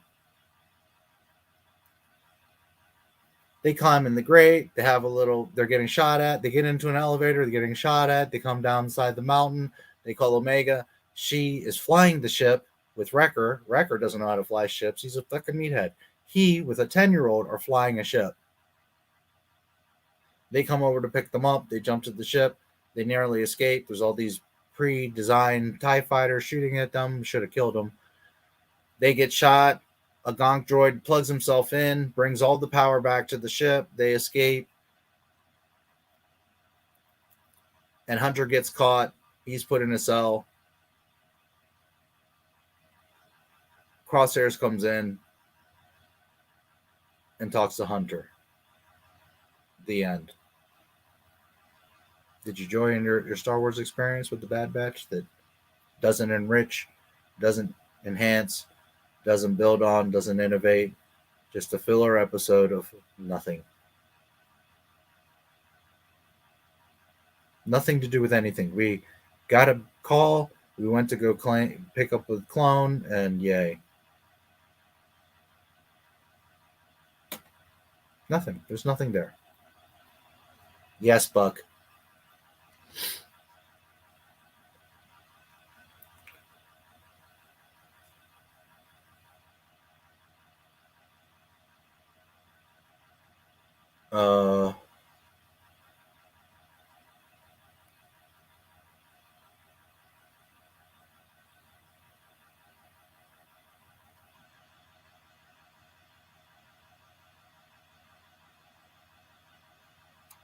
Scarlett has a nice rack. Indeed, she does. I've never seen her feet. I always imagine she has the cutest little feet. Now my Star Wars shows the video, and yes. At least they didn't bring Omega this time. How is she still alive? No, because she sits in the ship. And I don't have a foot thing, but I just imagine, like, Scarlett's just gorgeous all over, so I would imagine her feet are nice too. But who knows? Maybe she's got Frankenstein feet. Star Wars. Do stars go supernova for a movie? Evil dwarf stars? Stars go supernova for a movie? Evil dwarf stars. You lost me there, Wes. I feel like the show was made to pander to the people who don't like cops and think they're all scum. Because 48 cops, yeah. How did he just get numb by the stun gun? Because it's now a numb gun. Because everybody at Lucasfilm is freaking numb in the brain. The very moment that happened, I knew the episode. Oh, it's from the very first seconds of the episode. You're like, yep, another waste of my fucking time. Dave Baloney. George Floyd was dead before the cops showed up. Don't do drugs, kids. Sid from Final Fantasy? No, Sid's an alien boss. Oh, by the way, at the beginning of the episode, they're like, well, we can't waste time. We still owe Sid. We've got to pay Sid. We're working for her. Just the last episode, Sid was kidnapped, ready to be killed. Her business was taken from her. They go and save her ass, and now they're back under debt with her again and working for her? What kind of dumbasses are these guys? You literally rescued her and saved her, and now you're like, oh, we owe her a debt now again. We have to give her all of our profits because she says so. And they go along with it. How dumb are these clones? How bad is the show? As bad as it gets.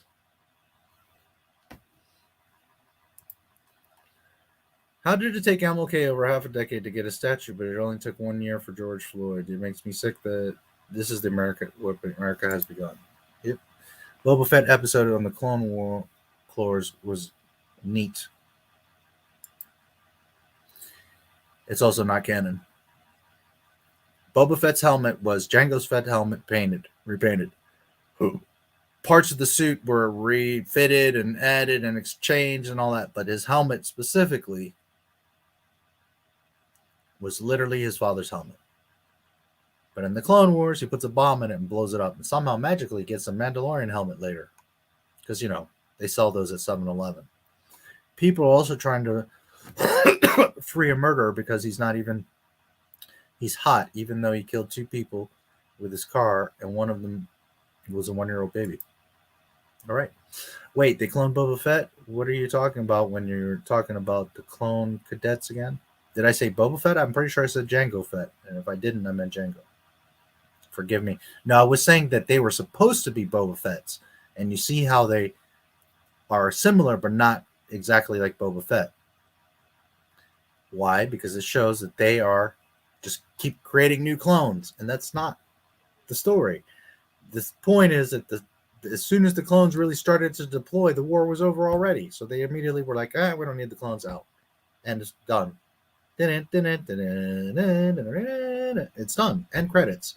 And instead, it's become, we're doing all these projects and all these different clones and all this. Leave shit alone, Dave. When you miss George, you appreciate your knowledge and your films. Sell Lucasfilm, please. Please. Yep. How did Hunter's hair stay there when he got the chip removed and Fives got his removed? He cut his hair off. Actually, no. The bandana was lifted, shaved a little piece, got the chip out. He's got the bandana back over it. That one, I will actually give it to them. He can get away with that. You don't have to shave your whole head. You just need to shave the small area where you're going in. What the fuck? They continue to make Django clones after the end of the Clone Wars. This is a mess. Yes, it is a mess. Why would you continue to create clones for the wars when the war is over? But in order to understand that, you have to actually watch the movies. Dave Filoni. Not enough area for a speeder to get through. Nope. Hunter's literally just Rambo, and people are going to tell me that it's a callback. How is it a callback when Lucasfilm didn't make First Blood? Good point. I looked it up. Apparently, those Stormtrooper uniforms are based off the versions of concept art from the original trilogy. Well, that's fine and dandy, but why?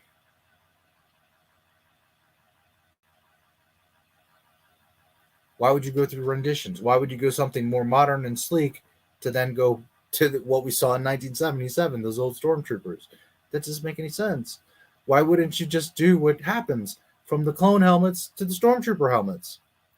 Why would you regress? Because it'll look cool, guys.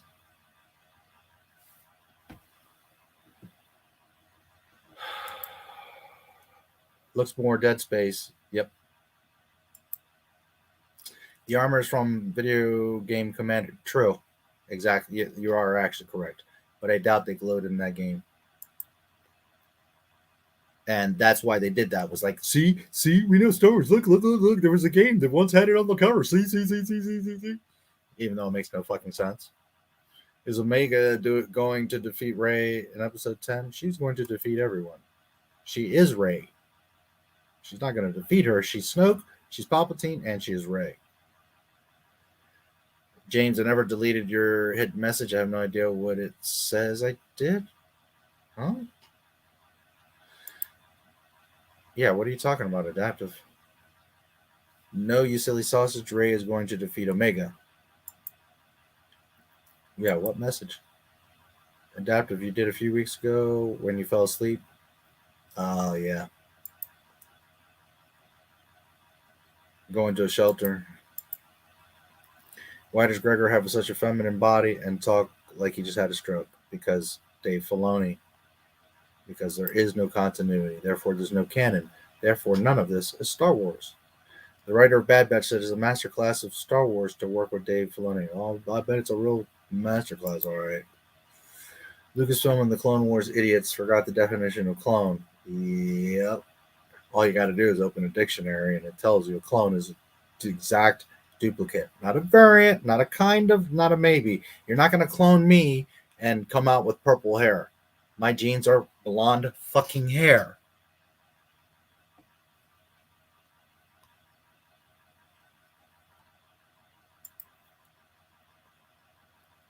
Muster report is okay. It's a Navy thing. The attendance roll call. Okay, thank you. I was unaware of that.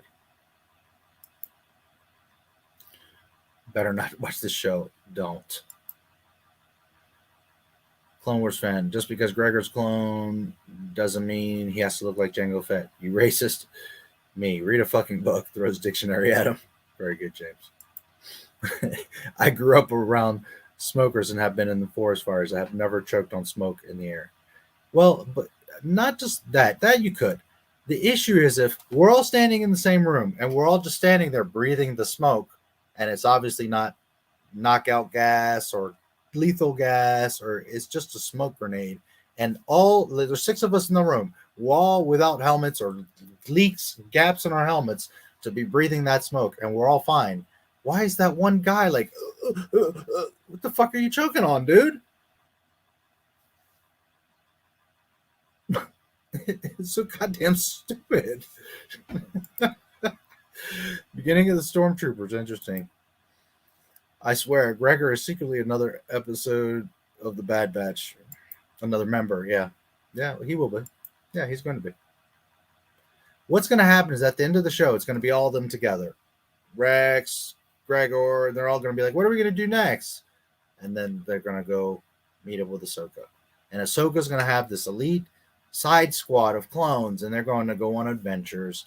And that's probably what we're going to see in the Ahsoka show, is these fucking airheaded clones doing dumbass shit, even though they were supposed to be dead decades ago. Yay.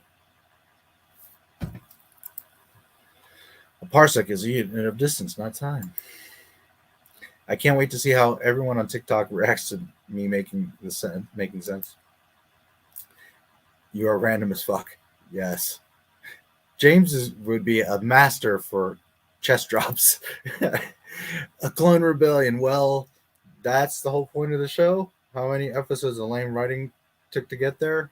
16 episodes of nonsense for what we already know. There's like none of this is even necessary. We already know the story, and here we are making shit up. What's even the point is just going to be Rex, Gregor, and Wolf on an AT walker in the middle of nowhere. So what's the point of showing how this starts? Funny Bloney drinks a big cup of stupid every morning. Indeed he does. And before bed. I hit my head. Oh, I better touch my neck. Correct. It literally is that. He gets pushed, his head bangs the fucking wall, and then he's like, and then he like then it like changes the next shot, and he's like like he's either being force choked or choking on gas, and it's neither. It's a smoke grenade, dude. And of course, Crosshair Scar pisses me off and triggers me my trypophobia. Yeah. This is nothing. Where is the logic of the show? There is none. How many times we see a clone dying on the Clone Wars from a single shot? Correct. Never mind clone. Go back to the original Star Wars. How many stormtroopers get shot and die? And all of a sudden now, in the Bad Batch, everybody's getting shot in the chest like it's all fucking great. It's ridiculous. Where are they going to get Sid constipation pills? Your hamster needs a space for that ball. Numb gun. Numb gun. I can already tell that this is an episode where Lamasu dies. And, well, probably. Boba painting his armor in Mando is disrespectful to the character. Then they said he did it after Django died. I told them that's different than tried to find more reasons to argue.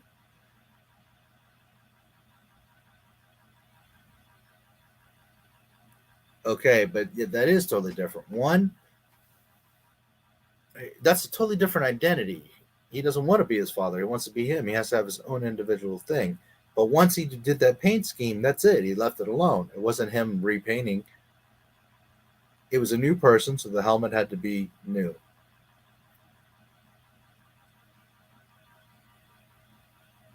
So that argument is just dumb. Then they tried to find more reasons to argue with me. Oh, of course they did. I forgot a few words. Ahsoka all the time. Ahsoka all the time. Bad Batch logic. Well, I'm going to clone Not My Star Wars. Oh, look, it's Scarlett. So, I don't think I'm that good looking. Scarlett's much more attractive than I am. But if you figure out a way to clone Scarlett Johansson, please let me know. Because I'll take one. Or 3. Random clone in the background dies. The Clone Wars fans. This is so sad. Main character in the original trilogy dies. The Clone Wars fans. Meh. Yep. Okay. Literally, that was it. That's the Bad Batch. Yay. A filler episode of nothing and more stupidity. I just don't get it how people like the show. There's nothing there. All right, guys. We're getting on 2 hours. which is fine. I'll stay here as long as whatever. But we're already at 2 hours, and I really don't have anything else except Scarlett. So I'm going to take a quick break. I need to get a little water. I'm going to pee. I want to stretch out for a minute. I'll be back within 10 minutes. We'll talk about Scarlett. And then if there's any loose conversation, but I'm sorry, but this is all we got, guys. I can read a little bit. I'll read a couple pages from the book. That's about it. So if you guys have any ideas, questions, anything you want to talk about, let me know. But as usual, I want to stay on topic. Disney, Star Wars. If we're going to turn into a big conversation, I'm going to go over to YouNow and make the chill room. So think about if there's anything that's up that you want to ask, that you've seen recently, whatever. I'll come back. I'll read a little bit from the book, and we'll cover the Scarlett Johansson article. And that's really all I got. And I'm sorry that I don't have a bunch of stuff. But again, Star Wars is dead. There will be stuff in the future. There will be videos coming. It's really going to be slow and sucky for a while. But just hang in there, because in the fall, we're going to have plenty to talk about. Just now, I don't know what to say. But like I said, we're going to start dipping back into the old stuff. We need to do the canon thing, the clone canon.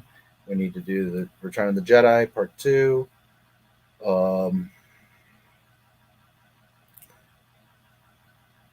And I'm sure there's a few things we can find to dig up from the real Lucasfilm to talk about. I know you guys in the past have said, hey, do the sequel trilogy deep dive, and man, it's like I don't even want to watch those damn things. I really don't. I will do it for you guys if you guys really want to, and believe me, I'm going to shred the shit out of it. But it's like, man, I don't even want to watch them. I have zero desire to see Mandalorian or any of it. It just all sucks. It's all trash. It's fucking trash. I don't really want to even look at any of it.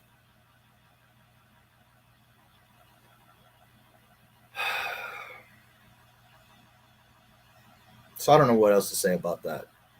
But I don't know. Maybe we can do the sequel. I don't even know.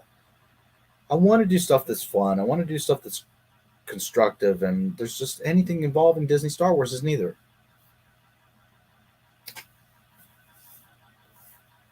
So I'm going to take a 10-minute break. I'll play an intermission. Guys, I know this stream is kind of weird, but it's like, it's not me. It's just, there's nothing. I wish I could come on here these days and have something to talk about, but there's nothing. I don't know what else to say. I'll be back in a few minutes. I love you guys. And we'll continue on. Yeah. Thanks a lot, Disney. I really appreciate it.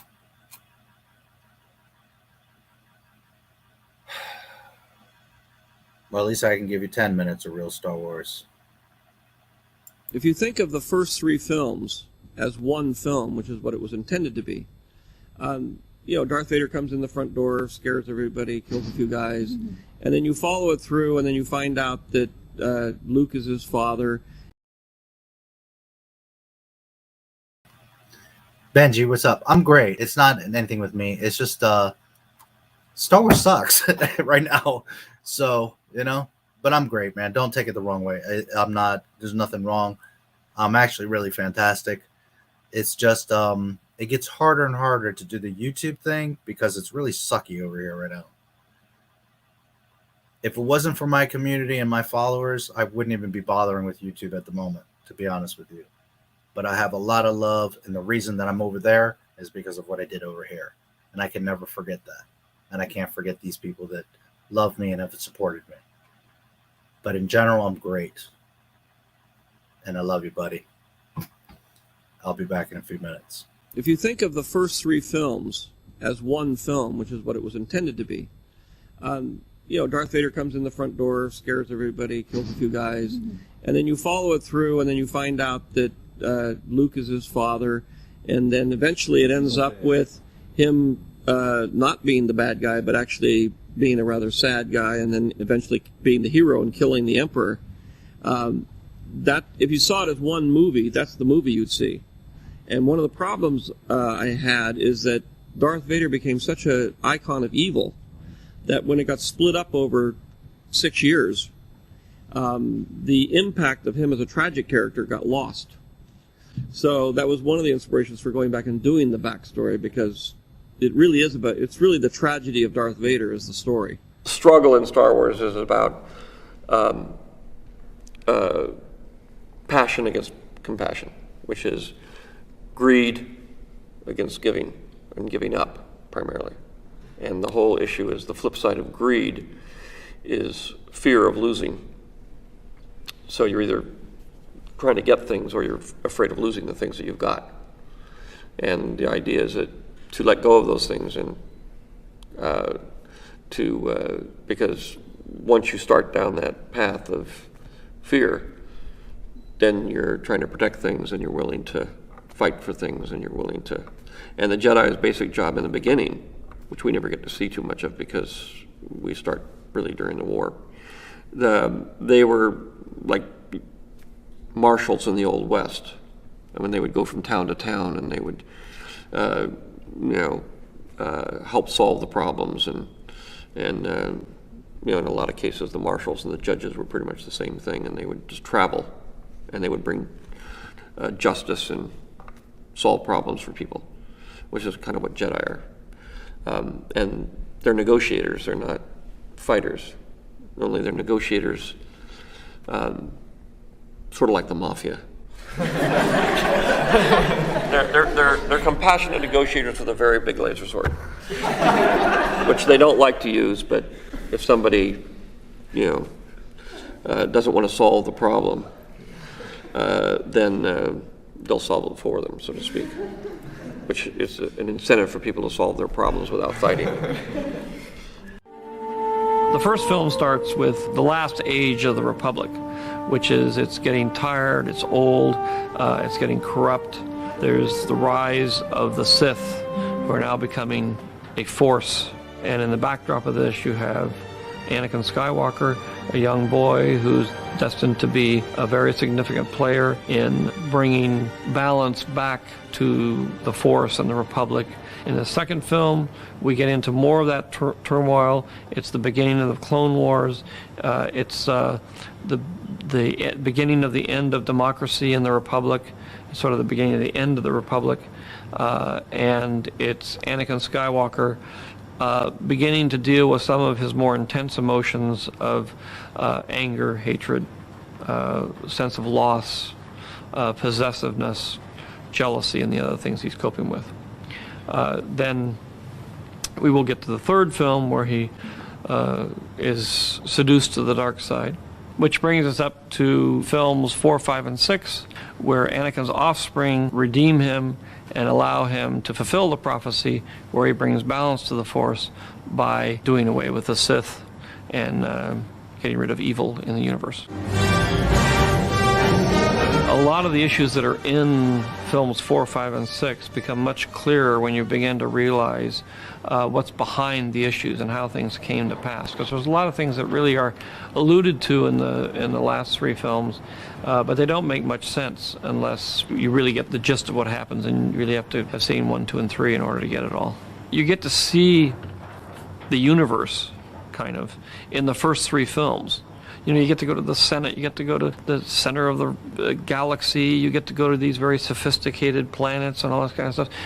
And you're seeing things that are very sophisticated. You're seeing very sophisticated aliens, all kinds of things that are digitally created, large scope, very vast scale and everything.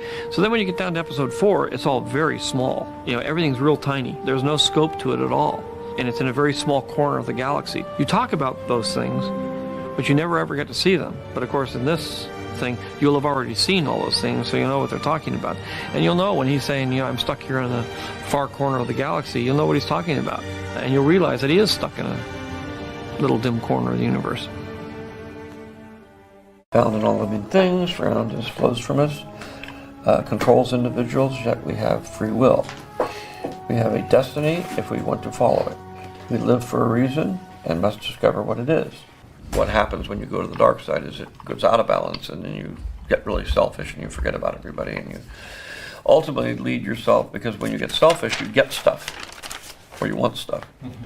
And when you want stuff and you get stuff, then you are afraid somebody's going to take it away from you, whether it's a person or a thing or a particular pleasure, experience. Mm-hmm. Once you become afraid that somebody's going to take it away from you, or you're going to lose it, then you start to become angry, especially if you're losing it. And that anger leads to hate. And hate leads to suffering. Mostly on the part of the person who's selfish, because you spend all your time being afraid of losing everything you've got, right, instead of actually living. Where joy, by giving to other people, you can't think about yourself, and therefore there's no pain. But the pleasure factor of greed and of selfishness is a short-lived experience. Therefore, you're constantly trying to replenish it. But of course, the more you replenish it, the harder it is to, so you have to keep upping the ante. You're actually afraid of the pain of not having the joy. So that is ultimately the core of the whole dark side, light side of the Force. And everything flows from that. Obviously, the Sith are always unhappy because they never get enough of anything they want. Mostly their selfishness centers around power and control. And the struggle is always to be able to let go of all that stuff. And of course, that's the problem with Anakin ultimately is you're allowed to love people, but you're not allowed to possess them. And what he did is that he, fell in love and then married her and then became jealous. And then he saw in his visions that she was going to die. He couldn't stand losing her. So in order to not lose her, he made a pact with the devil to be able to become all-powerful. I am becoming more powerful than any Jedi has ever dreamed of, and I'm doing it for you. But of course, when he did that, she didn't want to have anything to do with him anymore. So he lost her. Anakin, you're breaking my heart. Once you were powerful, being able to bring her back from the dead, well, if I can do that, then I can be Emperor of the Universe. I can get rid of the Emperor. I can do everything. I can make everything the way I want it. And together, you and I can rule the galaxy. Make things the way we want them to be. And once you do that, you'll never be satiated. You're always going to be consumed with this driving desire to have more stuff and be afraid that others are going to take it away from you. And of course they are. Because every time you get two Sith together, you have the master, you have the apprentice, and the apprentice is always trying to recruit another apprentice to join with him to kill the master. And the master knows that he's basically everybody below him wants his job. Only way to overcome the dark side is through discipline. The dark side is pleasure, biological, and temporary, and easy to achieve. The light side is joy, everlasting, and difficult to achieve. The great challenge must overcome laziness, give up quick pleasures, and overcome fear, which leads to hate. It's about good and evil in us, as well as our institutions. So, and the idea that some of us think we're really great people, but in the real world we're not. We're terrible people. Or you can make bad choices. Well, you make bad choices, but you run your life in a very selfish way, and you think you're doing good when you're actually not. And at the same time, it's how do democracies turn back into dictatorships? Why do people who have the power to have the freedom and everything turn it over to somebody who's going to take it all away from them? It's happened through history forever and ever, and all Star Wars is a way of updating that idea to say, watch out, because there are people out there who don't play by the rules, and if you're not careful, you're going to lose all your freedom. And at the same time, those people who may not play by the rules because they're selfish and greedy turn themselves into evil people who don't care about other people.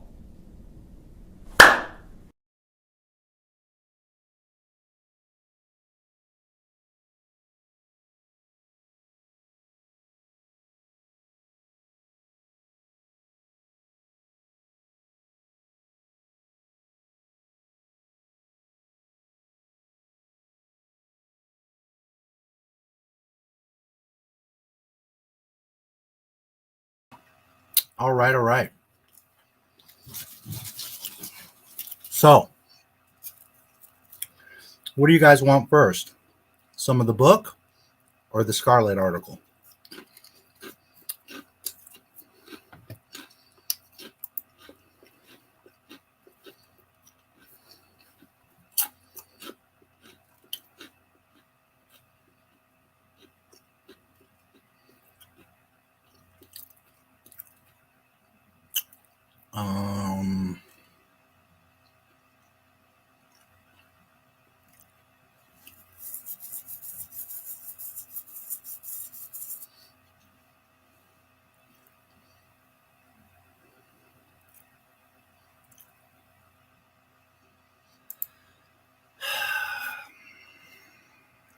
You know, we do, but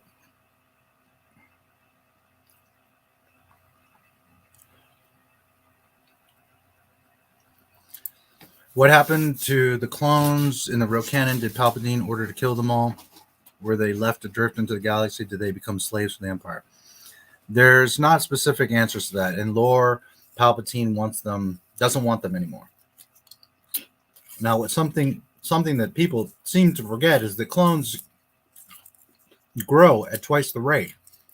So at 20 years old, they're 40 to us.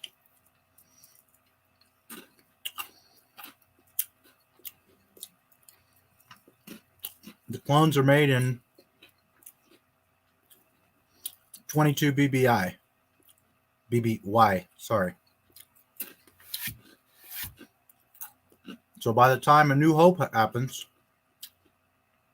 they're 22 years old, which makes them 44. Which is not to say that's too old, but Palpatine knows that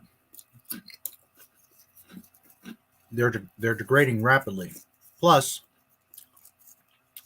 they not only are aging at twice the rate, they're degrading very quickly. So they're aging twice as fast, but also internally they're breaking down. And Palpatine doesn't want them anymore. So there's not a clear, like, he wipes them out or anything. He just lets them die off.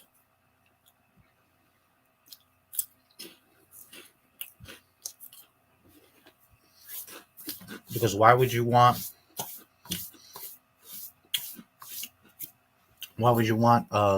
troops that are just degrading all the time? There's not a definitive answer because Lucas never touched, because it wasn't an issue. The point is they move on.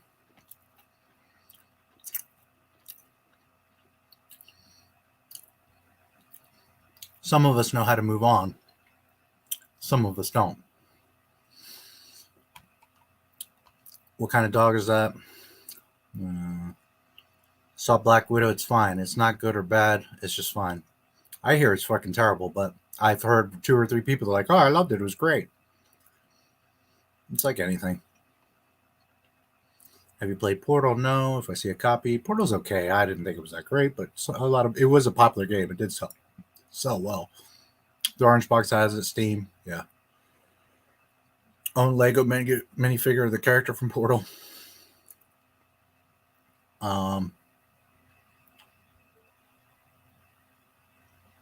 Chell is her name. Bad choices.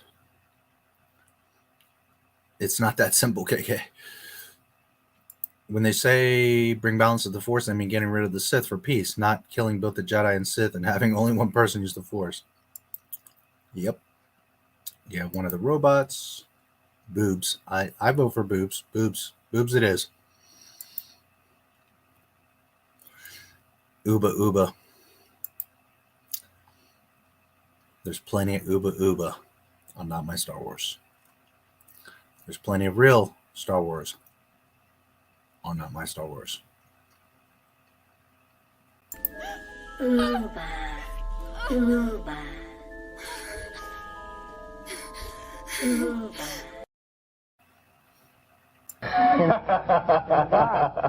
I can't imagine that.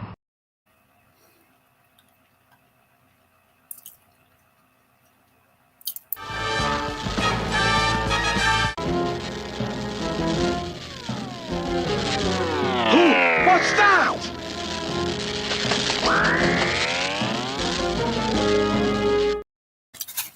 How ironic. I just saw your comment. I figured you guys were needing some video, man. I need some video, man. The official mascot of Not My Star Wars. Unreal!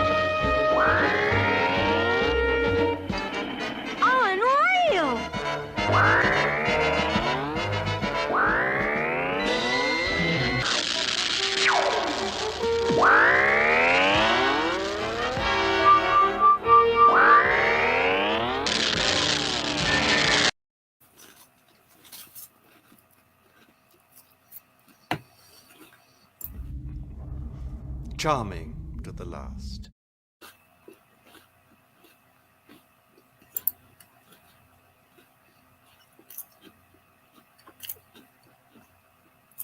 Oh no, you didn't!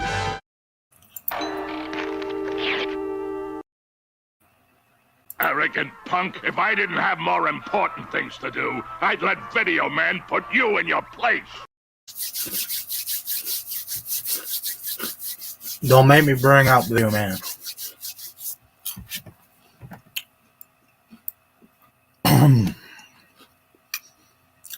MJ is also correct. I think by the end of the Clone Wars, are 28 years old. The Clone Wars lasted 3 years, 22 BBY to 19 BBY. Gregor only talked different when Rex and Wolf, because it was in Rebels, they were over 20 years old, so they would be old, and I assume Gregor just because more of his own person. I know according to the OG Battlefront games, clones remained the Empire soldiers until the Clone Rebellion on Kamino. Then all clones became 501st Legion, while Empire recruited people. But according to the bad bitch, he always was different to Rex and Wolf. Correct. Maybe the clones by 845 age started to die in the galaxy. Palpatine didn't have to worry about killing them. Right. That's the thing. He just let them kind of just die off. They stopped making them. They were decommissioned, so to say. I say the Clone Rebellion on Kamino should have been a second Clone War that immediately followed the first, kind of like World War II. The clones were those who despised the Empire and tried to oppose it. I just assume they stopped cloning them and keep them remaining clones until they died, right? Yeah, I mean, as far as most information goes, that's it. He just said, fuck them, leave them. And half of them probably killed each other. Half of them died of natural causes or an accident or whatever. Another few of them, you know, some rebels killed them. I mean, they just died off. They felt this one, you know.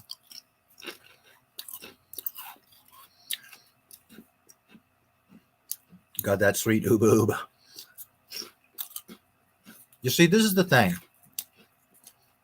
In the canon, they're just a tool, guys. They're just like the battle droids. When he says shut them down and they all, it's the same thing. He said, okay, well, Clone Wars is over. Bye, clones. They're just an asset. He just decommissions them and they're done. You don't have to, like, you know, overthink it.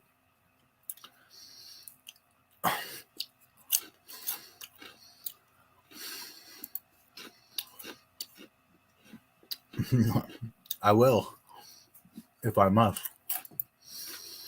I don't know what happened there. I didn't remember talking like that. Helping to build the GETTR as slaves. Makes sense. Yeah, but they don't. They just die off. So you guys want book first or Scarlett?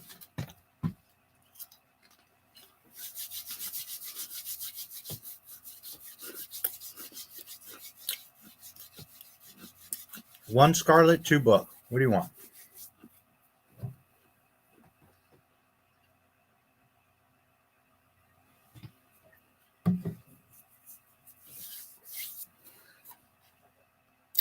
Book.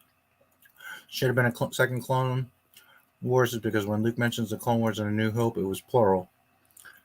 Kind of implies there was more than one. Yes, this is true. This is true. Boobs. 3. Well, I don't have any boobs to give, and I don't know what number 3 is. Heck, Yoda said, Attack of the Clones begun, the Clone War has. Right. He does.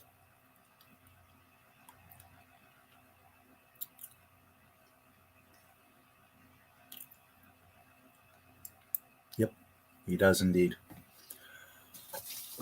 Boobs is Scarlett. Okay. I'm down for boobs. Especially those boobs.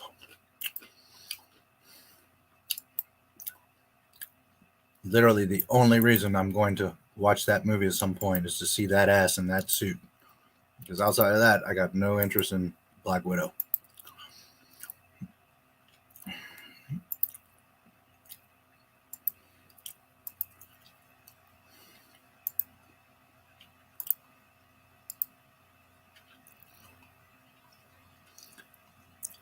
Variety, July 30th, 2021. Black Widow legal battle. Black Widow legal battle inside the fallout after Scarlett Johansson sues Disney. Christ, is she gorgeous. Epic legal battles almost never get this massive. But on Thursday, one of the biggest stars in Hollywood sued the biggest entertainment company on the planet, sending shockwaves across an entertainment landscape already reeling from months of disruptions and shifting paradigms. And I haven't read this, by the way. I know like the real loose of what's going on, but I'm actually reacting to this with you. In one corner, Scarlett Johansson, who claims that the Walt Disney Company has cheated her by releasing Black Widow simultaneously on Disney Plus and in theaters. In the other is Disney, which tore into the actress in usually personal terms in a statement Thursday, calling her claims sad and distressing and accusing her of showing callous disregard for the effects of the COVID-19 crisis. The consequences of this clash of the titans could fundamentally reshape the way the way that actors are compensated for their work at a time when new streaming services and a global pandemic have disrupted the theatrical landscape. Is there going to be a COVID clause in movie contracts now? Good for her, said one Hollywood talent agent. A lot of other actors are cheering for Scarlett and rooting her on. She has a lot of power, and that makes this a visible conversation that puts Disney on the spot. By doing all of this in public, she might be able to change the rule book. Okay, that's ironic because I was thinking about just that earlier when I was going to be talking about this, like just thinking about what I was going to talk about. Scarlett Johansson is like one of the top actresses in all of Hollywood. Not only can she for real act, but she's freaking gorgeous, and she draws huge crowds, money, attention. She's A-list. And when you have one of the most beloved, desired, respected actresses in the entire Hollywood pissed off and suing Disney, it's a big deal. So far, Guardians of the Galaxy star Dave Bautista is the only Marvel actor to publicly comment on the situation, and Alec Baldwin supported Team Scarlett on Twitter. Salary disputes between top talent and studios are becoming more commonplace in the streaming era. Agents erupted when Warner Brothers sent its entire 2021 slate on HBO Max, opting to release movies like Dune and Godzilla vs. Kong on the streaming platform at the same time that they hit theaters. They claimed that the move prevented their clients from realizing their full back-end potential because these payouts were tied to box office performance. Warner Brothers quickly worked to make things right, paying out over $250 million in back-end deals to the likes of Will Smith, King Richard, Denzel Washington, The Little Things, and Gal Gadot, Wonder Woman, 1984. Boy, did they eat it on 1984. But most of the haggling took place behind closed doors. Johansson's case is the first to break into open view, rather than being settled quietly, either through negotiation or arbitration. It appears to be emboldening other stars, with industry insiders telling Variety that several Disney actors are considering their own legal challenges.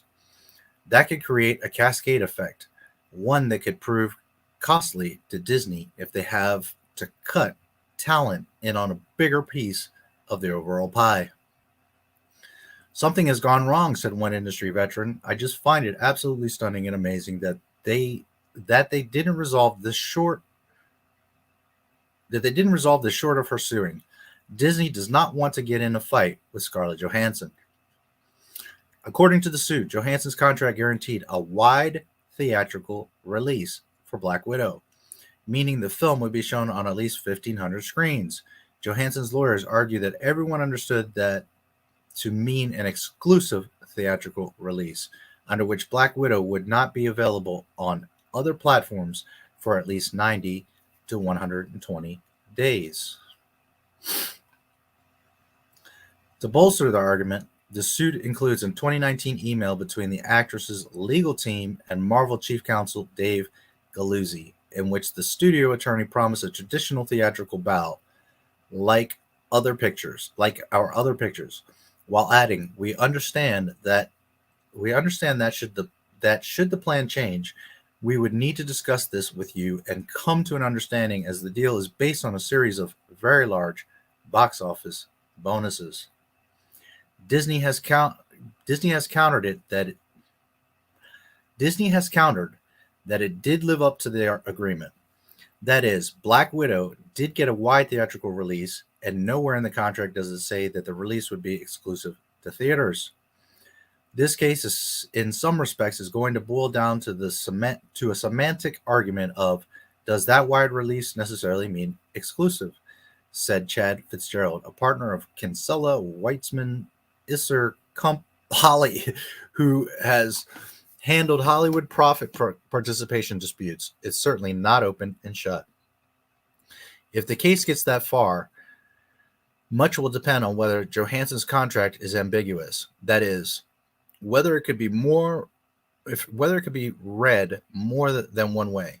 If the contract is clear, then so-called extrinsic evidence, such as what industry figures generally understand certain terms to mean, would not become a factor. As a general rule, you don't delve into industry custom and standard when the contractual language is plain and unmistakable, said James Samataro, co-chair of the Media and Entertainment Group at Prior Cashman LP. Cashman, huh? Left out of the legal wrangling is a growing consensus that Marvel missed the mark with Black Widow. No kidding. The film set a pandemic opening record with $80 million debut in North America. That's it. But grosses have flatlined in the following weeks. Disney initially said that the film had made $60 million in Disney Plus rentals. Bullshit, it did. But it has yet to provide any more transparency into those numbers in subsequent weeks. That is a fucking lie. They made $60 million off that movie on Disney Plus. That is a fucking lie, which could be a sign they were disappointing. The studio believes that the film, which currently has a $320 million global gross, will fall short of making $500 million worldwide, and views the film as more of a single than a home run. By way of context, in pre-pandemic times, many Marvel movies topped $1 billion at the box office. Johnson's camp is speculating that the cannibalization caused by the Disney Plus launch potentially cost the actress $50 million in back-end compensation. Rival studio executives think that that's overly generous, pegging her likely payout in a world without COVID at half that amount. Adding to the melee, the actress's agency, CAA, is slamming Disney for disclosing that Johansson made $20 million in upfront salary, calling it an attempt to weaponize her success as an artist and businesswoman. Everyone is looking to land blows in a dispute that's growing increasingly acrimonious. When Disney opted to release blockbusters like Cruella, Black Widow, and Jungle Cruise on Disney Plus simultaneously, it came up with a new formula for calculating back-end deals. Insiders say that for some stars, the studio agreed to add the film's rental revenue on Disney Plus to its box office total, giving the actors a better chance of hitting their bonus marks. Warner Brothers used a different approach. It rewarded back-end deals by assuming that the simultaneous release had cut box office revenues in half, so it essentially doubled a film's final gross to calculate the bonus payout. There were variations in this math. Major stars on the order of Denzel Washington or Will Smith have different kinds of deals, which gives them a percentage of all the revenue that a film generates over its life cycle, from television licensing to digital rentals. Warner Brothers gave actors impacted by the HBO Max pact an advance on those downstream profits as part of the payout. Agents and rival studio executives were stunned by Disney's scorched earth response to Johansson's suit. Many found it ironic that Disney was accusing Johansson of being callous about the pandemic after the company had laid off or furloughed more than 30,000 workers during the worst of COVID-19.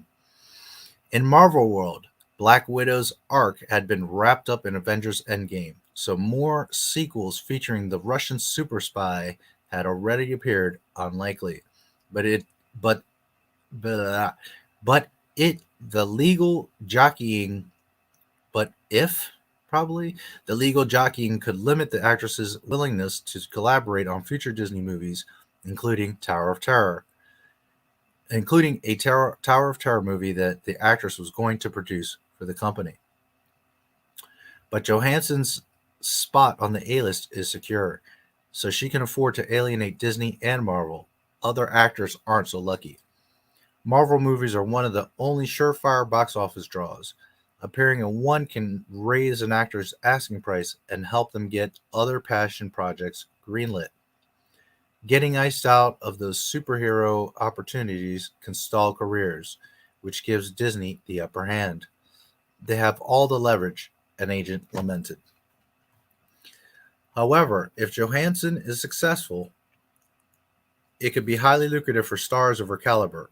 For decades, the top salary for movie stars has largely stalled out at $20 million. Streaming has the potential to raise those prices because companies like Netflix and Amazon have been willing to pay out 100% of actors' backends in order to land stars like Ryan Reynolds or Dwayne Johnson for their projects.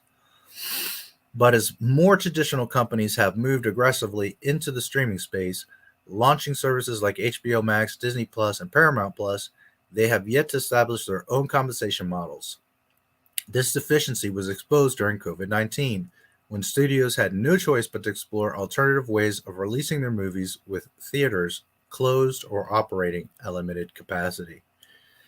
Everything is very haphazard right now, but sometimes it takes a crisis to resolve big issues, and this is a very big issue, says Joe Piccarello, a former studio executive and a professor at NYU's Tisch School of the Arts. In light of these new distribution patterns, a new compensation system needs to be worked out so talent doesn't feel like they're being disrespected or treated poorly. Johansson's lawsuit could provide a crucible for all of these issues, but the cause may not remain in a public courtroom for very long. Fitzgerald suggested that Disney would likely seek to force the case into arbitration, where several similar cases are already playing out in secret. The lawsuit does not indicate whether Johansson's contract contained an arbitration clause, but such a clause would be standard. Forcing it to arbitration would help Disney keep its business strategies out of the public domain and would protect it from a bruising public relations battle. They're going to move with heaven and earth to get it to arbitration, Fitzgerald said. One oddity of the complaint is that Johansson sued Disney and not Marvel, its subsidiary. Though the suit states that Marvel breached her contract, it does not assert a breach of contract claim against Marvel. Instead, it accuses Disney, the parent company, of interfering with Marvel's contract with Johansson and of inducing Marvel to breach it. A possible explanation is that Marvel contract includes an arbitration provision, which would require any claims against Marvel to be handled privately. That leaves Johansson's lawyers in the position of arguing that Disney and Marvel are separate entities capable of interfering with each other's contracts. But these issues may not get very far in court. This is going to settle, and the insider said, there must be some miscommunication going on. I don't think there's any communication. Disney, as always, is not wanting to pay people. That's the thing.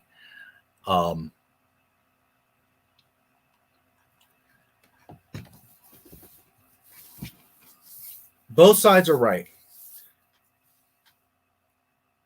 We know what Disney's like. They avoid paying people. And yes, this putting it on Disney Plus when a movie comes out is just fucking dumb. You need to stay with the old model. You put shit in the theaters, and then months later it comes on video or streaming.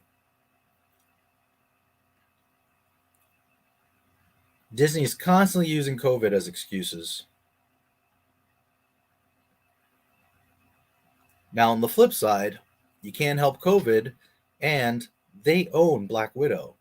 So they could say, fuck it, we're not going to put it in a theater. We're just going to put it on Disney Plus. That's our prerogative. That's what we want to do. So that's the problem that people sometimes forget. They forget that Disney owns the shit and can do whatever they want. The solution here is to not fuck with Disney. Don't make movies with them. Don't give them content to exploit. But people keep wanting to go back to Disney, whether it be the typical fan or actors like Scarlett Johansson. She should have learned from years ago back with Marvel, like, oh shit, I need to get out of this mess. But when millions of dollars are involved, people get stupid. And sadly, you get yourself trapped into contracts and movies and all of this. The shit hits the fan and people want to get mad. But yet, you got yourself into this with Disney. Do better, learn better.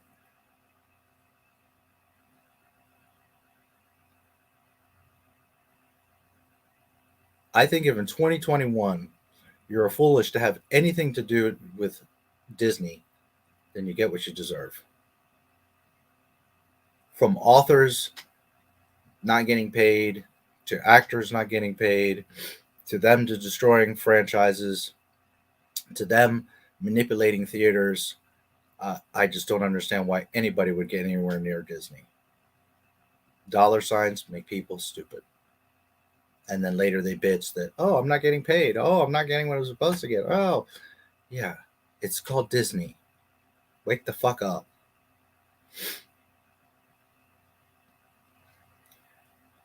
I, like pretty much everyone on this planet, thinks Scarlett Johansson is fucking hot. Because she is. But I don't know if the girl has a single brain cell in her freaking brain. I don't think she's dumb. Maybe she just has crappy negotiators and agents and lawyers, and I don't know. But again, no matter how good the money looks, no matter who you are, if you get involved with Disney, it's your own fucking fault. It's your own stupidity, and it's your own problem.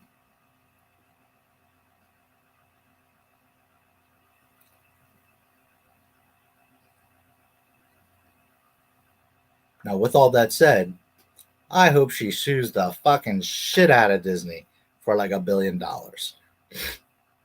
And I hope she wins. Not only because of the embarrassment, but also because it sets precedents. We shall see. All right.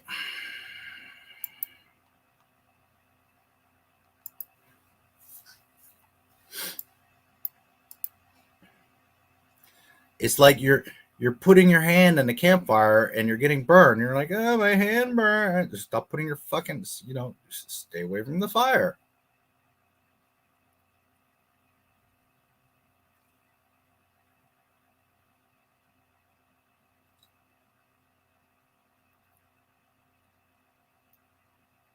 Some crazy imagination, James. Black Widow should have came out 5 years ago. That's also a big problem. 3 sets of boobs that I saw as a kid were Sarah Connors and the Terminator, Doc Clay and Roadhouse, and Danielle Wild in Double Impact. I thank my mom for letting me watch such R-rated movies at age 3 to 5. Boobies are an important part of a young man's life. I hope Scarlett wins. I think just about everybody that wants her to win, I would think, right? Unless you're like Disney legal. The Spanish Girl in Tremors, the TV show, has a great set of boobs.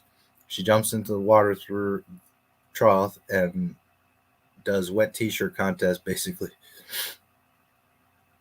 Spanish Girl in Tremors now. Black Widow was just a bad film. It's not a surprise that it didn't make money. The one that should be worried about this is Dennis. His film Dune seems to be great and is going to be released on HBO. Right? How come Disney didn't let Soul or Luca play in theaters? Because there weren't theaters open at that time. Now there are. 60 million insane for Disney. Not real. Yeah, they didn't make $60 million off Disney Plus. Their wish they did. Is it just me, or did they only want to pay for the movies where a woman is the star? Mulan, Rhea, Cruella, and now Black Widow. The only movies were where you have to pay to watch on Disney Plus. Isn't Disney supposed to make everyone happy? Oh, well, they lost that magic a long time ago. My response to Disney: why the fuck are you lying? Why are you always lying? Dickney, where dreams die. If Disney weren't so freaking greedy and just paid people, then they'd have enough decency to not get sued out of their money. This is true. This is true. They constantly are having issues with paying people. I don't think I'll ever work for Disney. Don't. Can't wait to see how Jungle Cruise does. Scarlett has a low-budget film, $11 million under the skin. Why can't we be friends? Why can't we be friends? Why can't we be friends? Black Widow is set after Captain America: Civil War. Why didn't they just release it after Civil War? Because Disney. Luca came out last month. Okay, well, Luca also is like this big, and a Marvel Black Widow movie is this big, or at least should be. Scarlett Johansson, Marvel, it should be a huge thing. But at the end of the day, weeks ago, Scarlett was complaining about that the movie's degrading and this and that and all this. At the end of the day, the movie just sucks. I don't have to see it. I already know. It sucks. It came out at the wrong time. And everyone involved is paying for it. That's what it comes down to.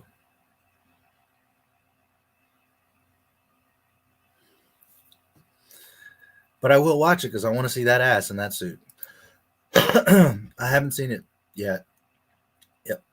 Literally, that's the only reason, because I want to see that hot ass Scarlett in that suit. I'm not even going to pay attention to the movie because I know there's nothing there. I'm waiting for the love for it to die down because the fan base is annoying and shipping straight minors. Yes. All right.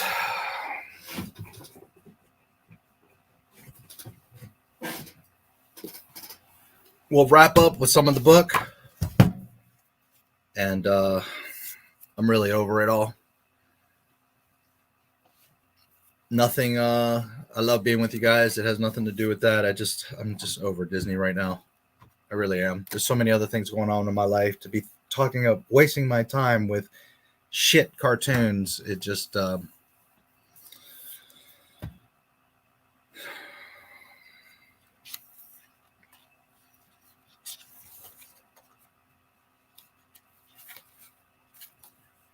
okay, so I showed you last time how they did the text crawl right from the beginning of the movies. Graphic beauty. George Lucas.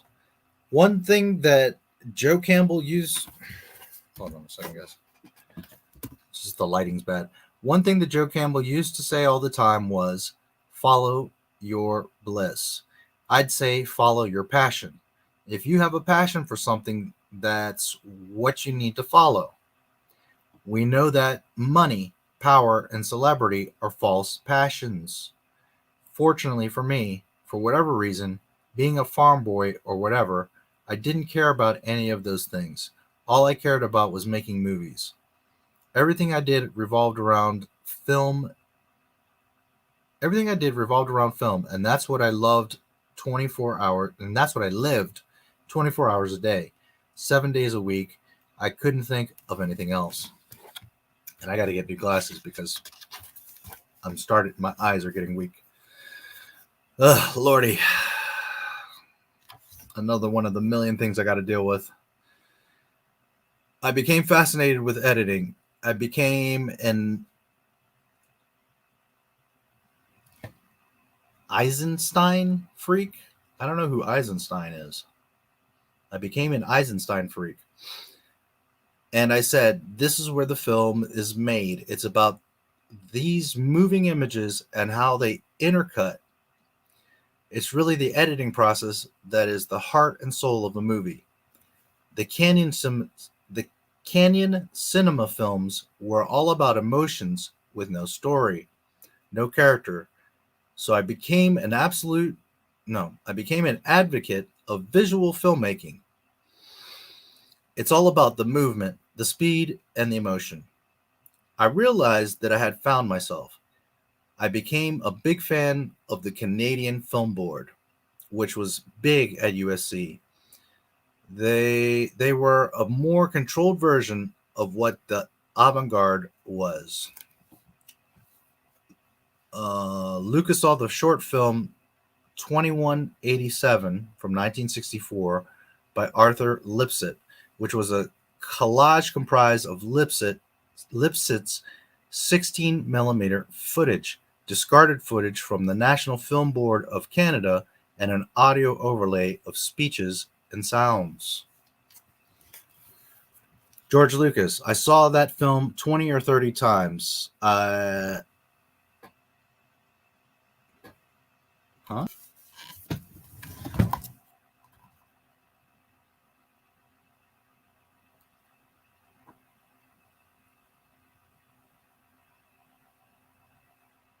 Okay, just the way it's printed is funky.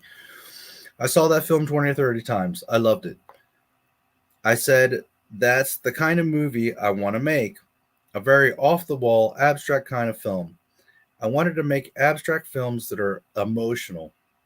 It was really where I was at. And I think that's one reason I started calling most of the USC movies by numbers.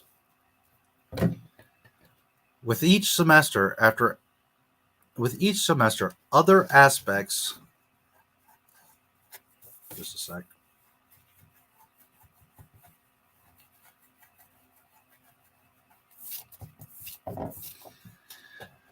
With each semester, other aspects of filmmaking were added: writing, editing, sound, lighting, so that the students learned the basics of making a movie. Students were given 5 weeks to make short black and white films and were also assigned 10-week senior projects. There's an image here. The Rebel Blockade Runner, here rendered with detailing by Joe Johnston,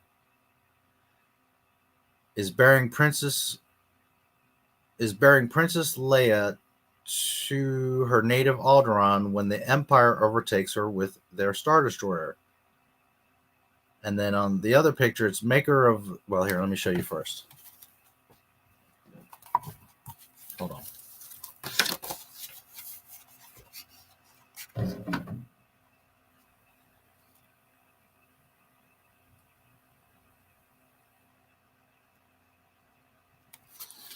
Concept for the Tent of Four.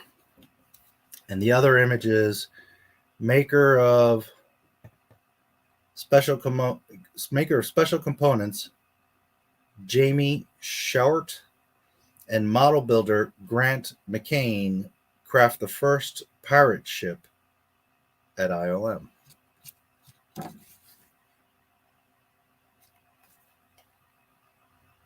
First pirate ship? Okay. It's going to be hard to see, but it's like a see-through, maybe plexiglass.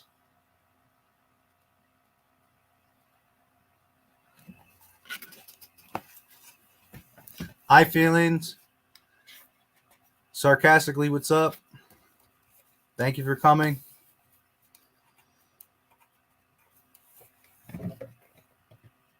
Where was I?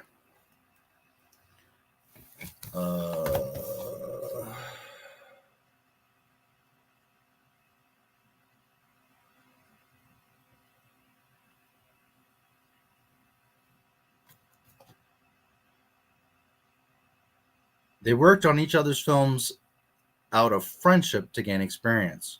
Lucas's 3-minute film Freiheit, 1965, the title is German for freedom, stars Randall Kleiser as a man making a bid for freedom from East to West Germany, but gets shot down at the wire. It echoes the death of Peter Fetcher, who was shot down at the Berlin Wall on August 17, 1962, and then bled to death in full view of both sides. As with Look at Life, it was an acutely political statement of protest. Lucas was allowed to write and direct his 10-minute senior film using a crew made up of his fellow students. It was a condition of the assignment that the movie could only be half the length if color film stock was used, and that the shoot was to be close to campus. The crew borrowed the Eclair NPR camera from the equipment room and broke into the editing room so that they could work through the weekend. Lucas's senior film, 14208, which was in 1966, showed a yellow Lotus 23 race car driven by Pete Brock, completing time-lapse on the Willow Springs Raceway. The title is derived from the lap time. George Lucas, I was interested in cars and the visual impact of a person going against the clock. There is graphic beauty inherent in a car going at full speed. While filming at the raceway, Lucas saw crew training James Garner for Grand Prix 1966, and as a result, got a paying job as a camera operator on the second unit, which was directed by Saul Bass.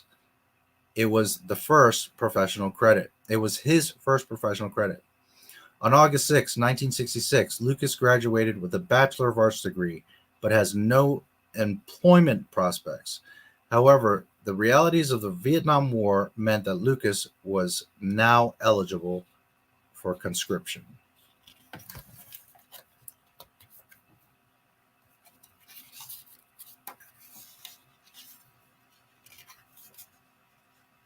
Okay.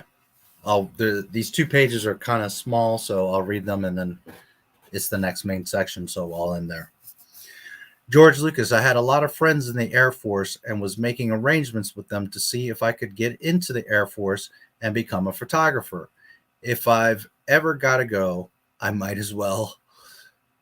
Paul Duncan, go somewhere you want to go? George Lucas, I went for my physical and I had pre-diabetes. Yeah, pre-diabetes. Okay, never knew that. So they said no. After all that worry, that was a relief.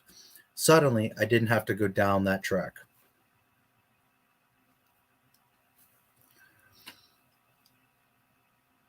Lucas was now free to return to USC for graduate school, but missed the enrollment deadline. So he spent the rest of 1966 looking for work.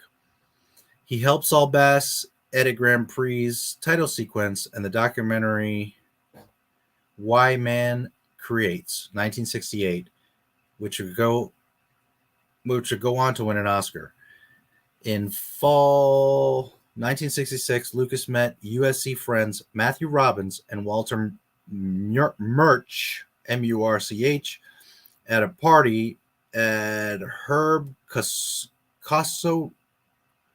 Kosower's house and mentioned a story idea that he had when he was 16. George Lucas, I woke up one day and realized that we were living in the future. I had been watching television, the Buck Rogers kind of things, and I said, gee, that's right now. When I went to film school the way that it's like printed, it's funny. When I went to film school, it reoccurred. I had begun to believe in it, and it is as a real thing, that what people think of as the future we are living in right now. Matthew Robbins, he wanted to make a movie about someone escaping from the police,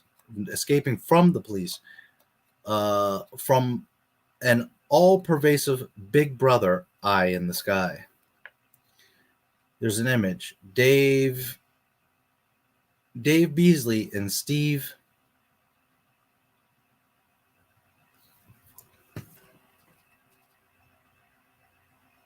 Gowley? I don't know. At work on the Star Destroyer model. Then you got a picture of the picture's opening shot drawn by Alex Torreloris, as realized in the finished films. The prose of the Star Destroyer enters the frame, bearing down upon the rebel ship. It bears down, and appears to go on forever. As Lucas planned, this vastness set the stage for both suspense and amusement. So here is an image.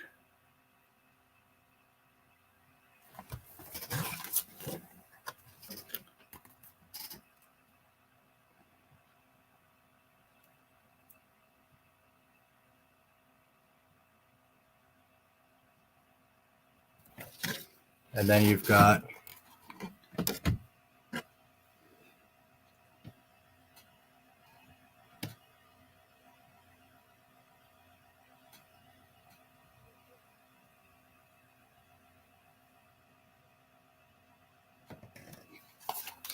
I know it's hard to see, guys. Sorry.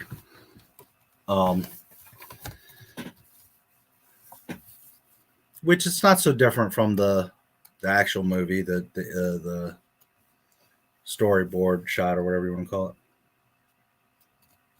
it. On October 4, Robbins completed a 2-page treatment, Breakout, about a man escaping from an underground civilization. At the end, the man climbs out of a trapdoor, is silhouetted by the setting sun, then runs towards the horizon yelling for joy. George Lucas. In January 1967, I went back to USC to get a bachelor's degree in directing.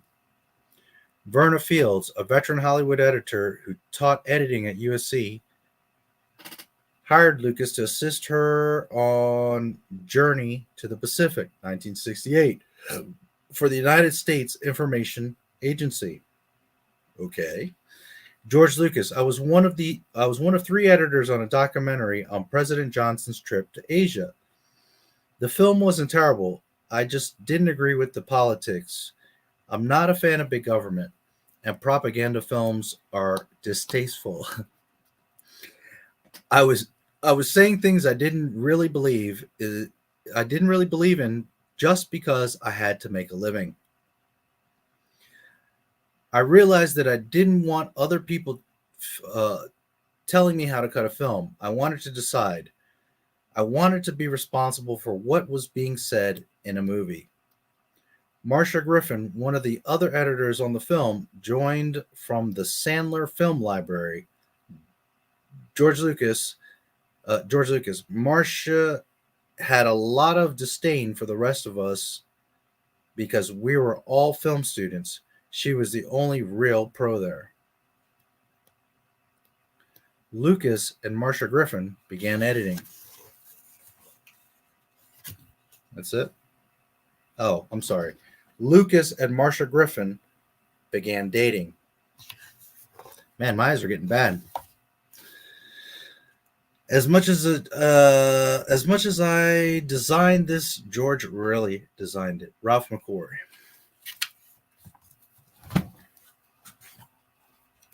So it looks like it's getting into a bit of C-3PO.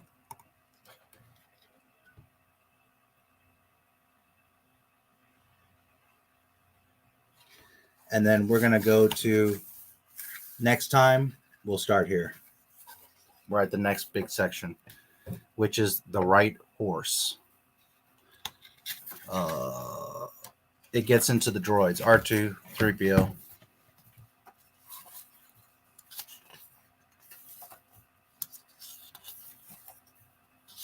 Yeah, there's a bunch of stuff on R2 and 3PO. Then it starts talking about Darth Vader, Leia. So I'm going to leave it there. We'll get into the droids next time.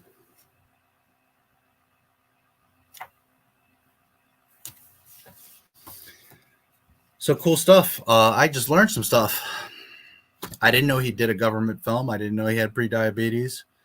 I never knew Marcia's original name, although I never tried to look it up. I'm sure I would have known it. I could have found it a long time ago. But so anyways, for anyone watching or watching the replay or whatever, this is the Star Wars Archives, episodes 4 through 6, 77 through 83. It's a insanely thick and beautifully made. I could hit you over the head and fuck you up with this book. This thing is serious. Probably weighs 7-ish pounds. Beautiful paper. It has a flap that acts as a bookmark and has stuff on it. I don't have an affiliate link. I don't make anything from it. I'm just showing you because this is one of the nicest books I've ever seen. Never mind Star Wars books. It has a ton of George Lucas interviews. It has all kinds of concept art and art that we never saw before. That image I just showed you of 3PO. Some of you are like, oh, I've seen that. No, actually you haven't. You've seen other renders of it, very similar ones, but that specific image, you haven't seen it because all the stuff in here is stuff that was never released from the archives. You've seen things in the same line of that design and saying, other versions of that image, but not the specific ones that I'm showing you. Anyways, I know it costs roughly $50. If you like some real Star Wars, a piece of history, well-written interviews, all of that, this book is fantastic. It's going to take me a long time to get through it. And I'm okay with that. It will always give us something to talk about, and I can always read a little section every time we meet. You can get it on Amazon or whatever. There's the big version that's $250, and it's like this wide, it's like this thick, and it's like a big, huge, like the pages of these long, monstrous things. It's crazy. But if you have the money and you really want the full version, it has a few more pages, and obviously the pages are big with bigger print and images. In any event, I'm not selling anything because I have nothing to do with this book. I'm just endorsing it because here's some real Star Wars. If you've been dying and angry or sad or upset about Star Wars, well, this will keep you busy. This is the real deal. This is George Lucas. This is stuff that is canon and from the archives. And as I've been reading to you, at least the first part is right, his history, how he came about, things that you wouldn't know all the old details. We all knew he went to USC and all that little shit, but this really is showing you. I just learned a bunch of shit. I didn't know half those movies or that he had done so many projects before. I knew he had done some stuff in school, but he had done quite a few projects apparently. So amazing book. Hey, look, it's the Not My Star Wars logo. It's so funny.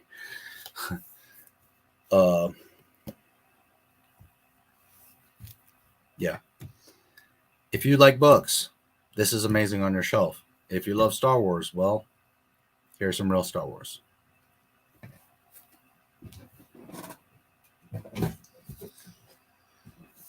All right. I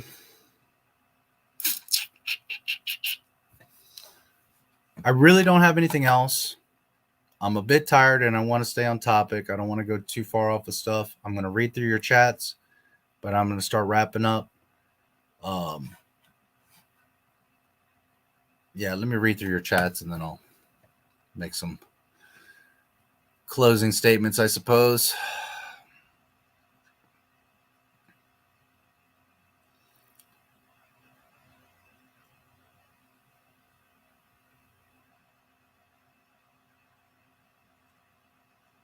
Fans, what do I look like? Disney, a fan. Fans, do I look like a bitch? Disney, what? Fans, do I look like a bitch? Disney, no. Fans, then why did you try to F me like a bitch? You crazy. A paraphrase from Pulp Fiction, yes. Follow your bliss.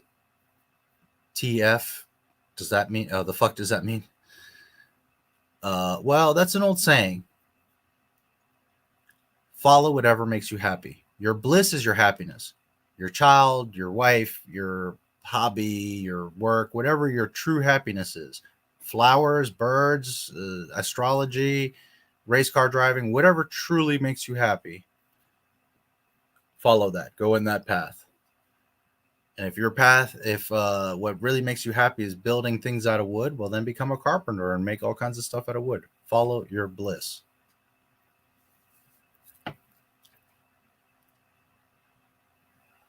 The film THX has an abstract vibe. Yeah, but that was later, and that's like a film. All these other little projects I didn't know. I have a film class this year. They better teach stuff that's worth teaching. I wouldn't count on it. That looks cool. The turbines look like escape pods. Kind of, yes. It really is amazing that they were able to do this in the 70s. Here we are in 2021, and companies rather use CGI on everything. Yes. The MCU and Stupid Trilogy uses them way too much. When I think of George as a photographer, the two sons of Tatooine come to mind. True. How did they make it look like there were two sons? I don't know, James. To be honest with you, I would assume that what they did is they took two different sunsets, right? 2 different days. So they looked a little bit different, although close to the same. They then put they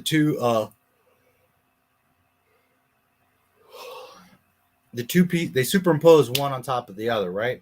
So that the suns are side by side. I'm pretty sure that's 2 pieces of film put together, and you've got 2 suns or 2 independent pieces of film. But when you see it, it looks like there is my guess, because it's 77. How else would they do it? That sun didn't look painted. I mean, it's like glowing and wave, like you see like the waves and the heat. And I think they took 2 clips and put them together. As I get older, my appreciation for attention to detail gets higher. That happens to everyone. Well, I shouldn't say that. Some people just get dumber and dumber. This is just no better opening than that on any film. Yeah. I just love that people think Star Wars was only good because of people, but George Lucas, as if he doesn't understand Star Wars, right? C-3PO looks like that robot from the Utopia movie that was made in Germany. I think George had some of Boba. He doesn't care for dumb politics. Yep. I think it was made in Germany. there should be a sequel about the prequel trilogy.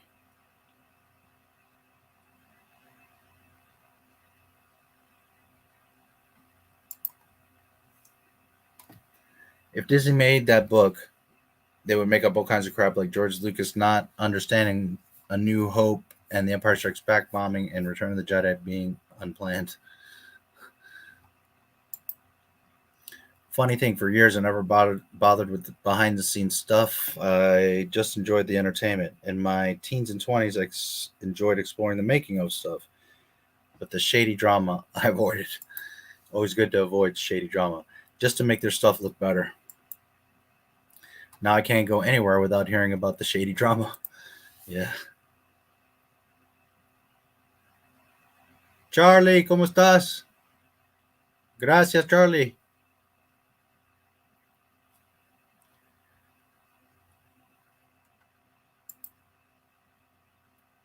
On 8 to 9 p.m., remember, I'm in Alaska. Yo, Shanks. I'm literally finishing up right now, dude. Sorry. I made a funny, the Mandalorian meme of bald Boba looking at the twin suns, and one looks like a light bulb to Uncle Fester's mouth. Boba Fester. Nice. Cosmonaut. You made the meme, or that's on your Twitter? Cosmonaut Variety Hour gets dumber and dumber. Yeah, well, the world gets dumber and dumber. All right. I'm a bit tired. I don't have anything else to talk about, and I'm kind of pissed that Disney wastes my time. Nothing to do with you guys. Let me repeat, guys. I love you guys to death. Because of you, I have had so many opportunities with Not My Star Wars, not just here, but on other platforms. This success here has opened doors in other places. And in a few places, but one in particular, it's really taken off. It's growing very quickly. And one, it's very hard to juggle all of it, but two, I have to put my focus on what's jumping as opposed to what's just sitting there. But I love my videos, I love my channel, and I love you guys. I'm not going anywhere. Nothing's going to change. Hopefully there'll be more to talk about and something interesting next week. But either way, we'll come up with something. I'll read more of the book. We can finish Jedi. We can look at some canon stuff. There's stuff to talk about. Just there's a lot going on. Remember that I have to move unless something changed by August 31st. So I have another month, but I got to start getting stuff together. I got to figure out where I'm going to go, what I'm going to do. There's a lot going on in the background. What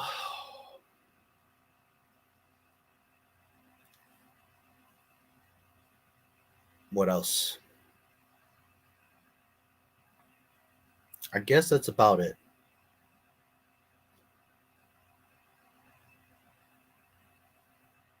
So in the middle or end of August,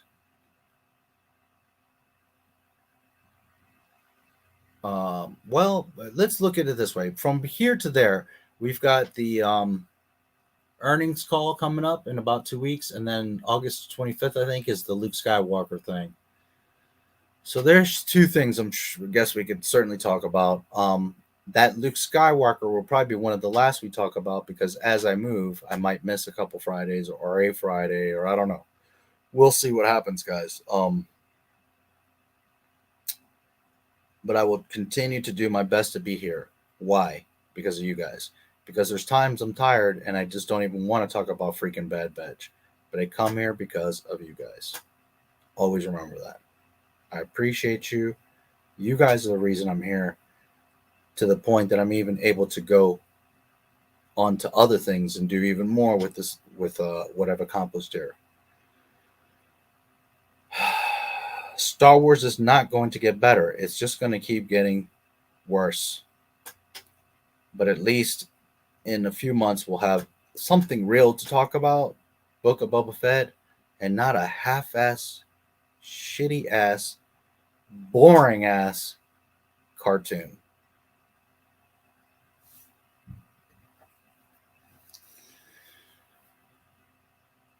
I might even do Marcus's Disney Star Wars trilogy video. I made the meme. You liked it. No, I didn't see it. I'm asking you where it is so I can see it. Or I did see it and you're saying that I did like it. If I did, bro, I'm so sorry because I just have so many things I don't remember that though. Jeez, did I? Boba Fett with the sun light bulb? Are you sure? I don't remember that. Holy shit. Disney bought Star Wars to make it boring, yes. To make it something different. I married this woman so that I can change her into something else, because that makes a lot of sense. I enjoy how Anomaly Inc. tears his videos apart. The worst Star Wars character of all time and never becomes a threat. Count Dooku. Star Wars should be simple. It is simple. Disney complicates it. Star Wars should be simple. Don't lose hope. The characters don't talk about their feelings. I love Star Wars to death. My love is not going anywhere. This channel is not going anywhere.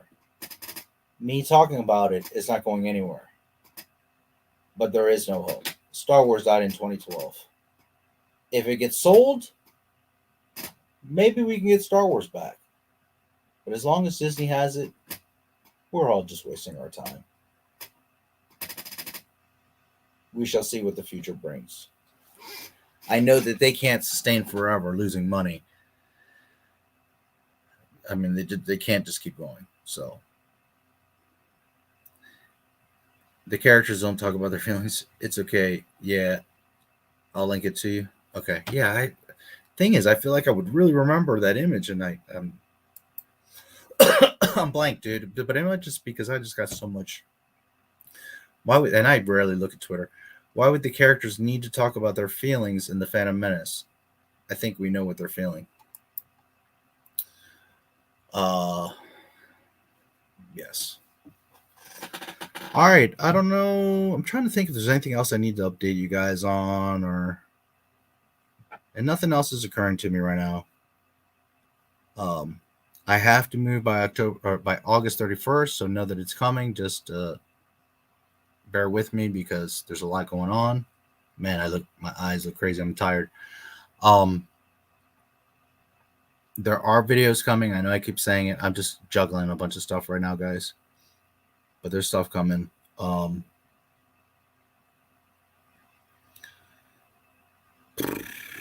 don't know. I can't think of anything else. If anything comes up, I will certainly make a video or stream about it. If you guys get any ideas or have questions or whatever, please contact me. And I don't know what else to say. I wish I could come on here and have a bunch of awesome stuff to talk about, but there's just nothing. But anyways, we got to hang for 3 hours. I can't stress enough. I love you guys so much. The reason I'm here is you, not me.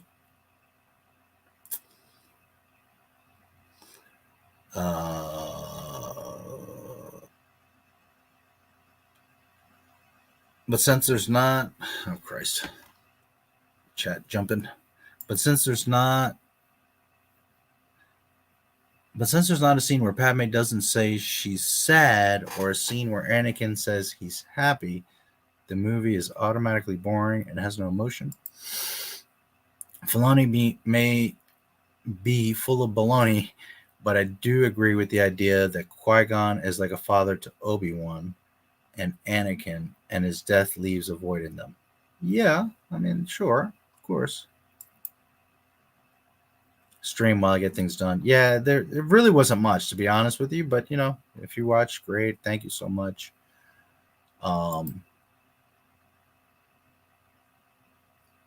You know, I can't believe I would even tell you, like, man, there's really nothing. I reviewed The Bad Batch. Nothing was trash. A little Scarlett Johansson thing that, you know, she's suing Disney. There's just not much.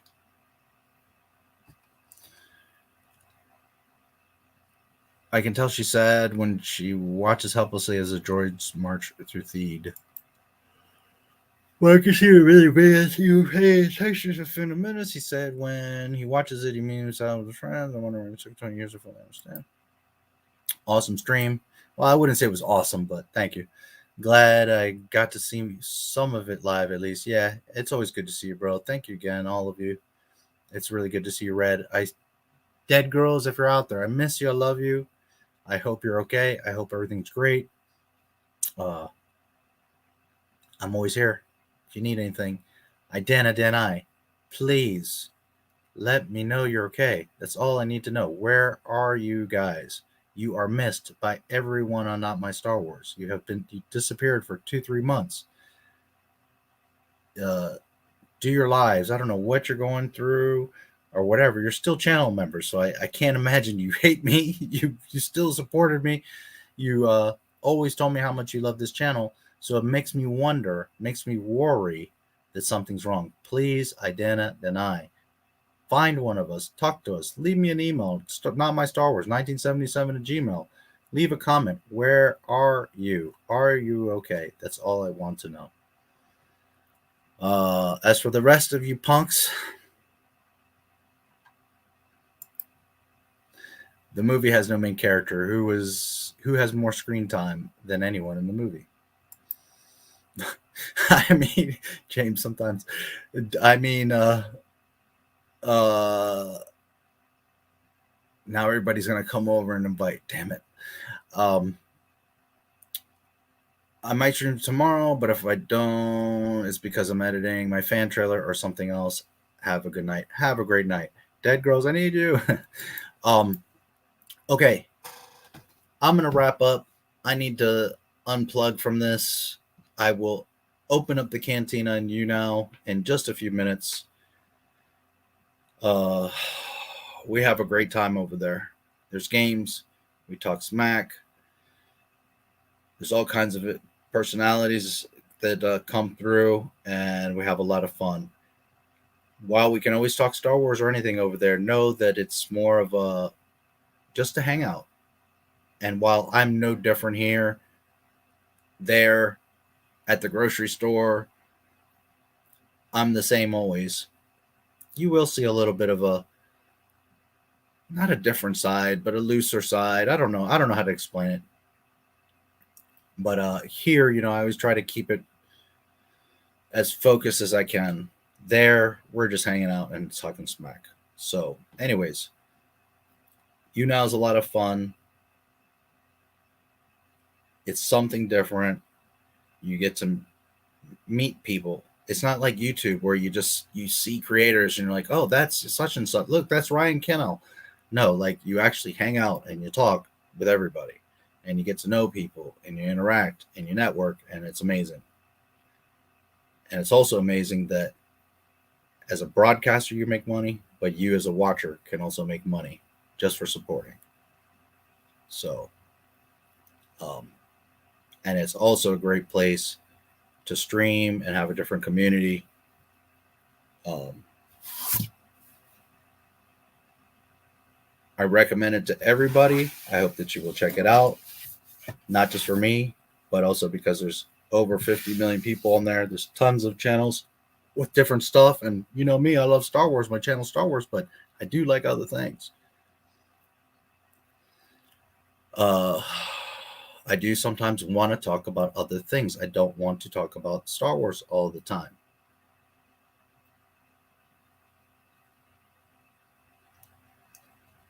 But it is also an opportunity for any of you that have thought about streaming or even tried other streaming.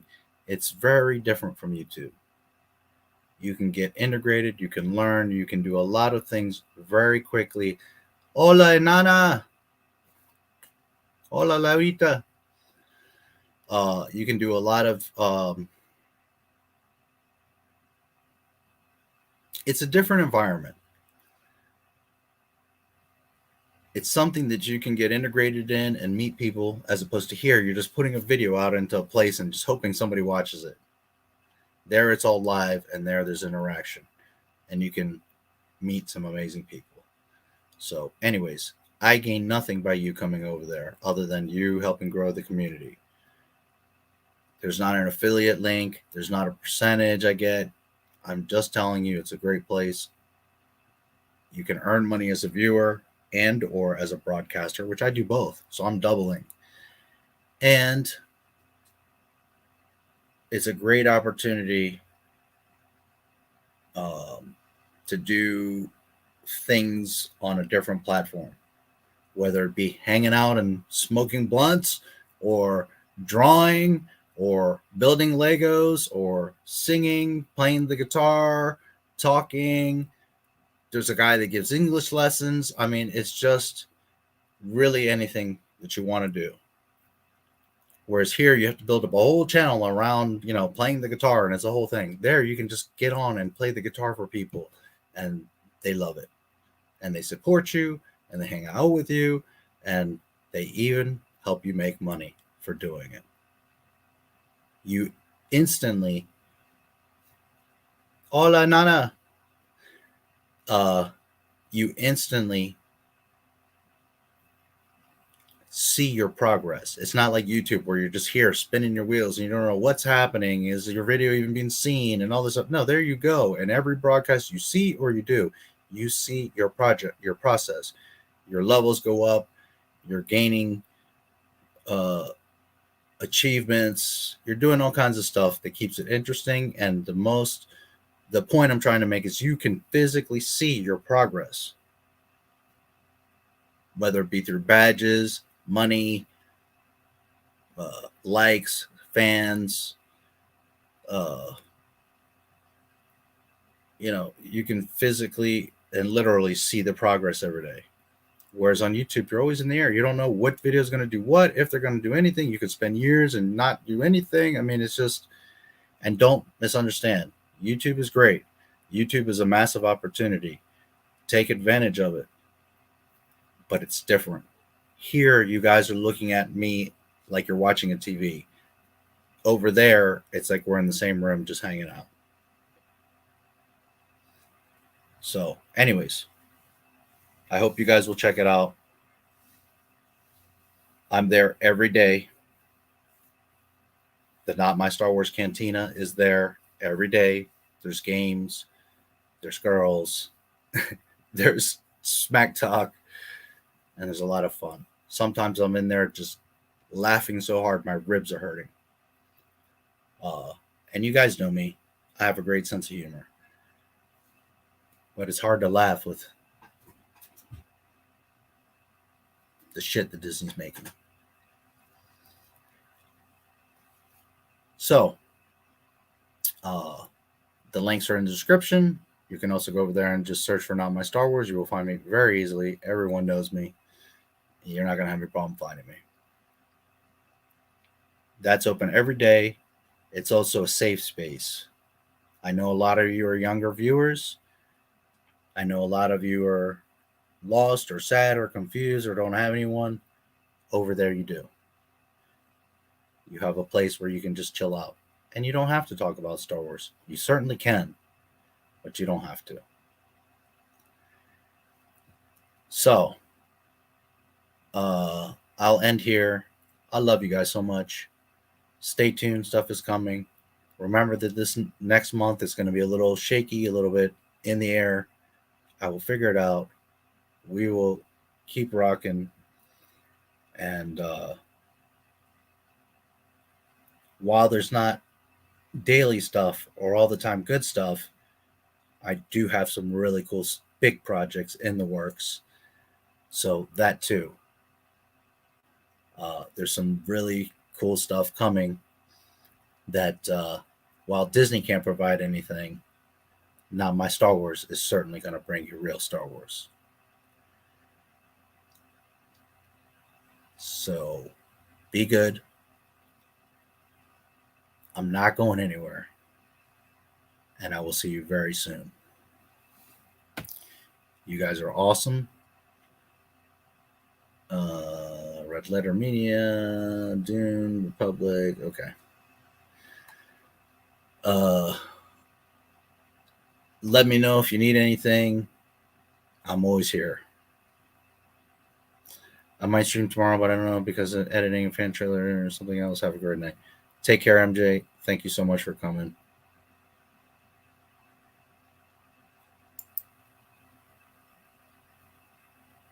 Let's go to the library for a few minutes. See you later, guys. What's so great about him? You mean besides being big, strong, handsome? Oops, were they talking about me? I will see you guys after. After what? After.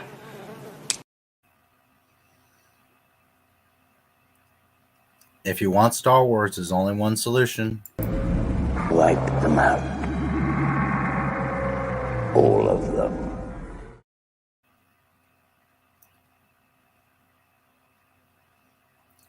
Why did Disney do this?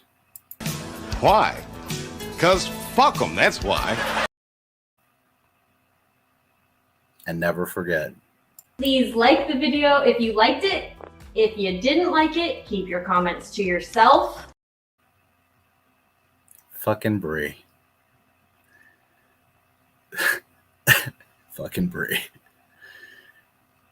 Love you guys. May the force be with you. Lots of stuff coming. Hang in there. I won't let you down. Oh, and D. Pensac, where you at? Love you, buddy. Thank you for the book. See you soon. Please like, subscribe, and comment on the video. May the force be with you.